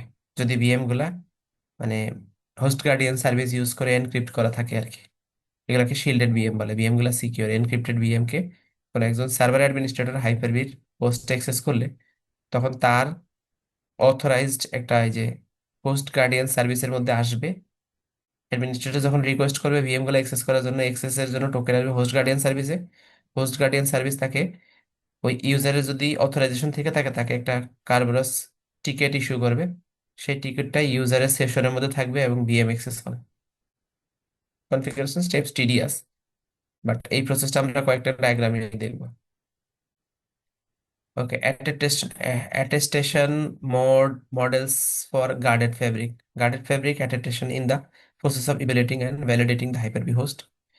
ট্রাস্টেড প্ল্যাটফর্ম মডিউল ইউজ করে হতে পারে, হোস্ট কি অ্যাটেস্টেশন ইউজ করে হতে পারে। ট্রাস্টেড প্ল্যাটফর্ম মডিউল বলতে বলতেছে যেটা হার্ডওয়্যার কি ইউজ করে, মানে সার্ভারের মধ্যে ইন্টারনাল একটা চিপ থাকে যেটার নাম টিপিএম চিপ, যেটার অ্যাব্রিভিয়েশন হচ্ছে ট্রাস্টেড প্ল্যাটফর্ম মডিউল। ওই টিপিএম চিপের ভিতরে ওই এনক্রিপশন কি গুলা স্টোর থাকে। Hardware based attestation method for offering strong protection but does require more complex configuration and higher host hardware requirement. Requirement includes TPM2 and UEFI 2.3.1 when securing boot enabled. A guarded Hyper-V host is approved and validated based upon its TPM identity, measured boot sequence, and core integration policies. Host key attestation based upon asymmetric key pairs used when existing Hyper-V host machines do not support TPM. A guarded Hyper-V host is approved and validated based upon session key. এগুলো ওই VM protect করার জন্য এই feature use করে মূলত যদি একটা physical হাইপার-ভিতে multiple কাস্টমারের ভিএম থাকে, তো হাইপার-ভি হোস্ট যদি একাধিক অ্যাডমিনিস্ট্রেটর অ্যাক্সেস করে তখন অ্যাডমিনিস্ট্রেটররা ভিএম গুলাকে এক্সপোর্ট করে নিয়ে ডাবল ক্লিক করে ভিতর থেকে ডাটা এক্সপোর্ট করতে পারে। যদি আমরা এই গার্ডেড ফেব্রিক ফিচার ইউজ করে ভিএম কে শিল্ডেড ভিএম হিসেবে কনফিগার করতে পারি, তখন সব অ্যাডমিনিস্ট্রেটররা ভিএম কে ডাবল ক্লিক করে ওপেন করতে পারবে না, এক্সপোর্ট করতে পারবে না। তো এই প্রসেসে ভিএম কে শিল্ডেড ভিএম কনফিগার করাটা একটু টিডিয়াস। আমি একটু দেখবো বাই দিস টাইম যদি আমি কোনো ল্যাব খুঁজে পাই বা করতে পারি তাহলে। ইউটিউবে অনেকগুলো দেখছি কিন্তু ফাইনালি ফিনিশ করা যায় না, মানে শেষ পর্যন্ত ফিনিশ লাইনে আসা যায় না। আমি শুধু আমি পারলে হবে না, তাদেরকে শেখানোর মতো করে গোছায় আনতে হবে। আমি কনফিগার করছিলাম দুইটা তিনটা ল্যাবে, কিন্তু প্রিপেয়ার করতে পারিনি যেটাকে মানে স্টুডেন্টদেরকে ডেলিভার করবো, স্টুডেন্টরা শিখতে পারবে ওই লেভেলে আমি এখনো নিজেকে নিতে পারিনি। তো রেডি করতে পারলে আমি আপনাদেরকে দেখাই দিব। কোর্স শেষ হতে হতে তো আরো 1-1.5 মাস লাগবে এর মাঝে। হোস্ট গার্ডিয়ান সার্ভিস সেম জিনিসই। Host guardian service includes the attestation service, key protection service, helps to ensure protect VM containing BitLocker encryption disk. Shielded VM are deployed from trusted template disk and images. Password and other secrets are protected when shielded VMs is created. Control of where the shielded VM can be started. Okay, type of protected VM in a guarded fabric: secure boot, virtual TPM, encrypted VM state and VM migration, integration component. এর মধ্যে secure বুট support করে, encryption support করে, shield support করে। Virtual TPM configure করা থাকলে encryption support করে, shielded support করে। Encrypt VM state and live migration traffic support করে।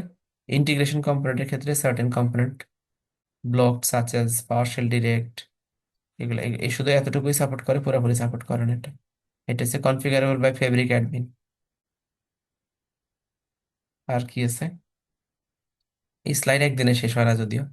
Type of protected VM in a guarded fabric, virtual machine connection, HID hardware ID, devices keyboard mouse, এটা on can not be disabled, এগুলা on থাকে এবং disable করা যাবে না যদি virtual machine connection click করে। এনক্রিপ্টেড সাপোর্টের ক্ষেত্রে, শিল্ডেড এর ক্ষেত্রে এনাবেল থাকে, for host starting at Windows server এত ডিসেবলড অন আর্লিয়ার ভার্সন, পুরোনো ভার্সনে ডিসেবল থাকে। কিবোর্ড মাউস কম সিরিয়াল পোর্ট সাপোর্ট করে, শিল্ডেড বিএম এর ক্ষেত্রে ডিসেবল থাকে, এনাবল করা যাবে না। Attached debug, attached debugger to the BM processor, encrypted support করে, এটাতে ডিসেবল থাকে। এটার মানে হয়েছে যদি শিল্ডেড বিএম হয় এটাতে কিবোর্ড মাউস কানেক্ট করা যাবে না, কম সিরিয়াল পোর্ট কানেক্ট করা যাবে না, এবং ডিবাগিং সাপোর্ট করা যাবে না। এগুলো যদি এনাবল করা যায় মেশিনে, তাহলে মেশিন এক্সেস করা যায়, মেশিনের ভিতরে কন্ট্রোল অ্যাক্সেস নেওয়া যায়। সেখানে শিল্ডেড বিএম এর মধ্যে এই জিনিসগুলো ডিসেবল থাকে। এই জিনিসগুলো জেনারেশন 1 বিএম এ বেসিকলি অ্যাভেলেবল, জেনারেশন 2 বিএম এর মধ্যে এগুলো যেমন ভার্চুয়াল কিবোর্ড মাউস সাপোর্ট করলেও অন্যগুলা ভার্চুয়াল জেনারেশন 1 মেশিনে সাপোর্ট করে না। তো এগুলা যদি মেশিনে অ্যাটাচ করা যায় তখন মেশিনের ভিতরে কিন্তু কন্ট্রোল নেওয়া সহজ হয় আর কি, যেটা শিল্ডেড বিএম এ সাপোর্ট করে না। আচ্ছা ভাইয়া, আমার একটা ছোট কোশ্চেন আছে, যদিও বলেন। প্রাসঙ্গিক, মানে এইচআইডি নিয়ে, মানে হার্ডওয়্যার আইডিটা নিয়ে। একটা হার্ডওয়্যার আইডি কি চেঞ্জ করা যায় কোনো মেশিনের? এমনিতে মানে তো আমি চেঞ্জ করা চাই যায় না। যে, না না, আমি এমনিতে তো যদি চেঞ্জ চাই করে। যে আমি এরকম একটা সেম হার্ডওয়্যার আইডি ইউজ করতে চাই অন্য একটা মেশিনের হার্ডওয়্যার আইডিটা, এই পসিবল কিনা? ভার্চুয়াল এনভায়রনমেন্টেই এটাকে ইমুলেট করা যায় আর কি, কিন্তু এমনিতে চেঞ্জ করা যায় না। ফিজিক্যাল সার্ভারে ফিজিক্যাল হার্ডওয়্যার এটাতে ফিজিক্যাল চেঞ্জ করা যায় না, ফিজিক্যাল কারণ মেশিন আর কি, যে কোনো মেশিন, সার্ভার না, ক্লায়েন্ট মেশিনে। নর্মালি চেঞ্জ করা যায় না। নর্মালি চেঞ্জ করা যায় না, কিন্তু এগুলাকে ইমিটেট করা বা ইমুলেট করা যায় আর কি। ভার্চুয়াল এনভায়রনমেন্ট হলে পারবে সেটা, ফিজিক্যাল মেশিনে ফিজিক্যাল এনভায়রনমেন্টে থার্ড পার্টি অনেক টুল দিয়ে অনেকে করতে পারে, করে, কিন্তু আসলে আমি যতটুকু জানি যে পারে না। ওকে। হার্ডওয়্যার আইডি আপনার ইউজ করে কেন বলেন তো? হার্ডওয়্যার এটা ইউজ করে বিভিন্ন লাইসেন্সিং এর জন্য আসলে। হ্যাঁ, মেশিন অ্যাক্টিভেশন রিলেটেড ইস্যুর কারণে হার্ডওয়্যার আইডি আসলে চেঞ্জ করতে পারলে লাইসেন্সিং তো। এর জন্যই আমি বলছি, আমাদের হ্যাঁ, কিছু লাইসেন্স ইউজ হয় হার্ডওয়্যার আইডির উপর ডিপেন্ড করে। হ্যাঁ, ওগুলা রিলেটেড কিসের সাথে জানেন? টিপিএম চিপের সাথে। আর হ্যাঁ, টিপিএম, প্রসেসর, র্যাম, মাদারবোর্ডের সঙ্গে রিলেটেড। হ্যাঁ, টিপিএম চিপের সাথে বেশি রিলেটেড থাকে। Okay. Okay, general process of creating shielded VM create করার ক্ষেত্রে created shielded VM template disk, মানে একটা টেমপ্লেট ডিস্ক তৈরি করতে হবে, আগে থেকে প্রিপারেশন রাখতে হবে। টেমপ্লেট ডিস্ক শিল্ডেড বিএম তৈরি করতে হবে, ভিএসডিএক্স মেশিন হতে হবে, globally unique identifier GUID partition table হতে হবে। আম, দুইটা পার্টিশন থাকে ভিতরে। Antivirus file system, BitLocker, encrypted shielded template disk create করতে হবে, এটা হচ্ছে স্টেপ। তারপরে create shielded data file, also called a provisioning data file বা PKD, shielded data file wizard use করতে হবে। ডেপ্লয় শিল্ডেড ভিএম, যখন ইমেজ তৈরি হয়ে যাবে তখন ডেপ্লয় করতে হবে। Deploy using system center virtual machine manager অথবা পাওয়ারশেল। সো এই টুলগুলো আমাদের হাতে নর্মালি থাকে না বলে আমরা করতে পারি না। Shielded VM, powering on shielded VM, মানে শিল্ডেড ভিএম কে যে কোনো অ্যাডমিনিস্ট্রেটর লগ ইন করে কিন্তু পাওয়ার অন করতে পারবে না চাইলে। পাওয়ার অন করতে হলে অ্যাডমিনিস্ট্রেটর যখন অ্যাক্সেস করবে তখন অ্যাডমিনিস্ট্রেটরের রিকোয়েস্টটা প্রথমে আসবে হোস্ট গার্ডিয়ান সার্ভিসের কাছে। হোস্ট গার্ডিয়ান সার্ভিস যদি ইউজারকে অথরাইজ দেখে তখন অথরাইজেশনের সাথে সে এই যে অ্যাডিটেশন সাকসেসফুলের জন্য একটা কি প্রোভাইড করবে, সেই কিটা ইউজারের মানে অ্যাডমিনিস্ট্রেটরের লগ ইন সেশনের ক্যাশে থাকবে। সেই ক্যাশ অ্যাপ্রুভ করবে কোন মেশিন অ্যাক্সেস করতেছে সেই মেশিনের জন্য অথরাইজেশন কি। এগুলো পড়াচ্ছে কার কাছে, এক্সামের মধ্যে এই রিলেটেড কোশ্চেন থাকে, কিন্তু প্র্যাকটিক্যালি আবার আমরা সবকিছু দেখাইতে পারতেছি না। Learning objectives, run container on Windows server. Container Windows server আমরা বলছি এটা ডিসকাস করব। থিওরিটিক্যাল টপিকস হলো এটা আমরা অ্যাজিউর কুবারনেটিস সার্ভিসের মধ্যে দেখবো, এখানে ডকার দিয়ে করা আছে। ডকার দিয়ে হইলো ডকারের জন্য, মানে এটার এই রিলেটেড ক্লাসের জন্য মাইন্ডসেট একটু ডিফারেন্ট, আমার একটু নিজের প্রিপারেশন স্ক্রিপ্ট হাতে নিয়ে বসবো আর কি। আচ্ছা, আমি অলরেডি ডকার রিলেটেড 15-20টা ব্যাচের রিলেটেড ক্লাস করছি, কিন্তু এখানে ক্লাস কোন একটা মানে লিমিটেড স্কোপের মধ্যে থাকে না, ওপেন এন্ডেড ক্লাস হয়তো। তো এখানে আমার উদ্দেশ্য থাকে যে যতক্ষণ ক্লাস সময় পাবো ততক্ষণ যত বেশি অবজেক্টিভস কভার করা যায়। এই কারণে ওই শুধুমাত্র একটা ক্লাসের ফ্র্যাকশনের মধ্যে ঢোকার সুযোগ নাই এখানে, অ্যাটলিস্ট দুইটা তিনটা ক্লাস লাগবে আমার কন্টেনার রান করার জন্য। তারপরে এই যে connect to Azure Arc enable Kubernetes ক্লাসটা থিওরিটিক্যাল অবজেক্টিভস। সো আজকে এখানে শেষ করতেছি আমরা। কালকের মানে নেক্সট ক্লাসে আমরা ইম্পোর্ট এক্সপোর্ট এবং ইয়ে দেখবো, ওই স্ন্যাপশটিং দেখবো। তারপরের ক্লাসে আমরা দেখবো ডকার কুবারনেটিস বা কন্টেনার অর্কেস্ট্রেশন প্ল্যাটফর্ম। ওকে, তো ভাইয়া, তাহলে আজকে এখানে শেষ করি। আচ্ছা ভালো ভাই, থাকো। আমার একটা হ্যালো। ছোট কোশ্চেন আছে আর একটা, বলেন। ডিএফএস নিয়ে। ওকে। ডিএফএস এ একটা প্রবলেম ফেস করছে, সেটা হচ্ছে আমাদের ম্যাক ইউজার আছে কিছু, ম্যাকের ইউজার। হ্যাঁ, এখন ম্যাকের ইউজার গুলোতে আমরা কিভাবে আসলে পারমিশন দিব? ম্যাকের ইউজার তো ওই পারমিশন গুলো পাচ্ছে না। ম্যাকের ইউজাররা ফাইল শেয়ার ফাইল শেয়ার তো অ্যাক্সেস পাচ্ছে, তাই না? ফাইল শেয়ারও অ্যাক্সেস, হ্যাঁ ফাইল শেয়ার অ্যাক্সেস পাচ্ছে না, কারণ ওখানে তো বলেই দেওয়া আছে গ্রুপ ওয়াইজ। হ্যাঁ, গ্রুপ ক্রিয়েট করা, ওই গ্রুপের ভিতরে ইউজার হলে দেন সে অ্যাক্সেস পাবে। ম্যাকের ইউজার কতজন? 3-4 জন। ও, Over- কাজ করার কথা আপনার, ওদেরকে ইন্ডিভিজুয়ালি পারমিশন দিয়ে প্রয়োজন। মানে ডিরেক্ট ওই লিঙ্কে পারমিশন দিয়ে দিব। ডিরেক্ট ইউজারকে অ্যাড করে তার যে পারমিশন পাওয়া দরকার সেটা দিয়ে। বাট ম্যাকের ফাইন্ডার থেকে আপনার এসএমবি অ্যাক্সেস করা যায়, তো এসএমবি অ্যাক্সেস করে আপনার ডিএফএস এর ইউআরএলটা অথবা ওই কয়েকজনকে আপনার ডেডিকেটেড সার্ভার অ্যাক্সেস দিবেন আইপি অ্যাড্রেস দিয়ে। যদিও মানে ওরা আহ, আগে দেখে নেম স্পেস দিয়ে দেওয়া যায় কিনা।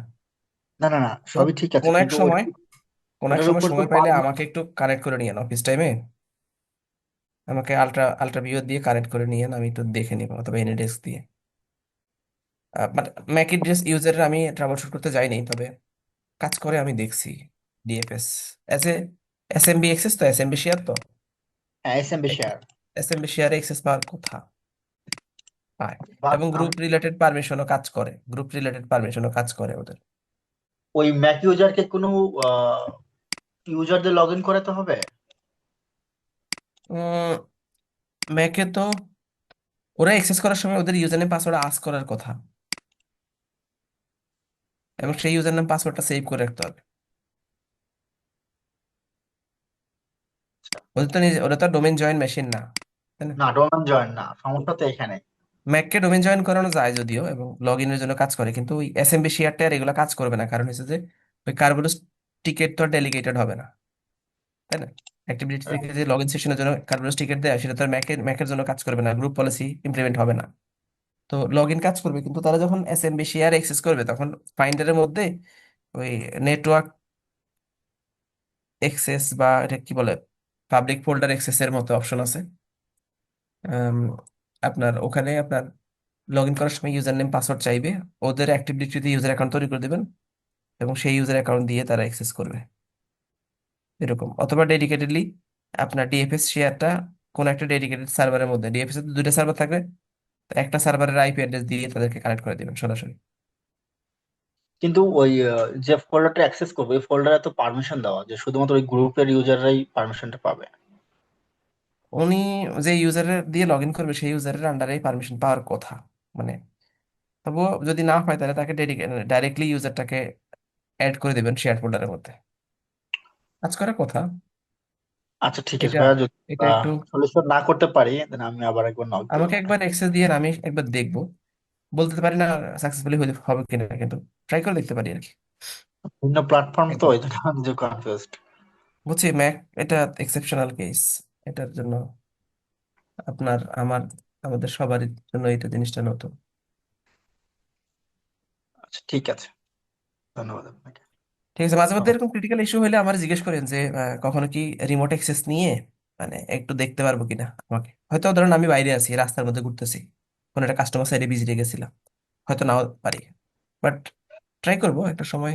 অথবা ভিপিএন টিপিএন অ্যাক্সেস থাকলে, অথবা ইয়ে করতে পারেন আপনাদের নিজেদের ডেস্কটপে ভিএমআর ওয়ার্কস্টেশনের মধ্যে ম্যাকের মেশিন রান করা যায়, তো ওই যে ইমেজ টিমেজ পাওয়া যায় টরেন্টে, ওরকম একটা ম্যাকের মেশিনের মধ্যে আপনারা এনভায়রনমেন্ট তৈরি করে নিজেরা একবার ট্রাই করে দেখবেন, তারপরে ইউজারের সেকশন মেশিনে গিয়ে কুইকলি করে দিবেন।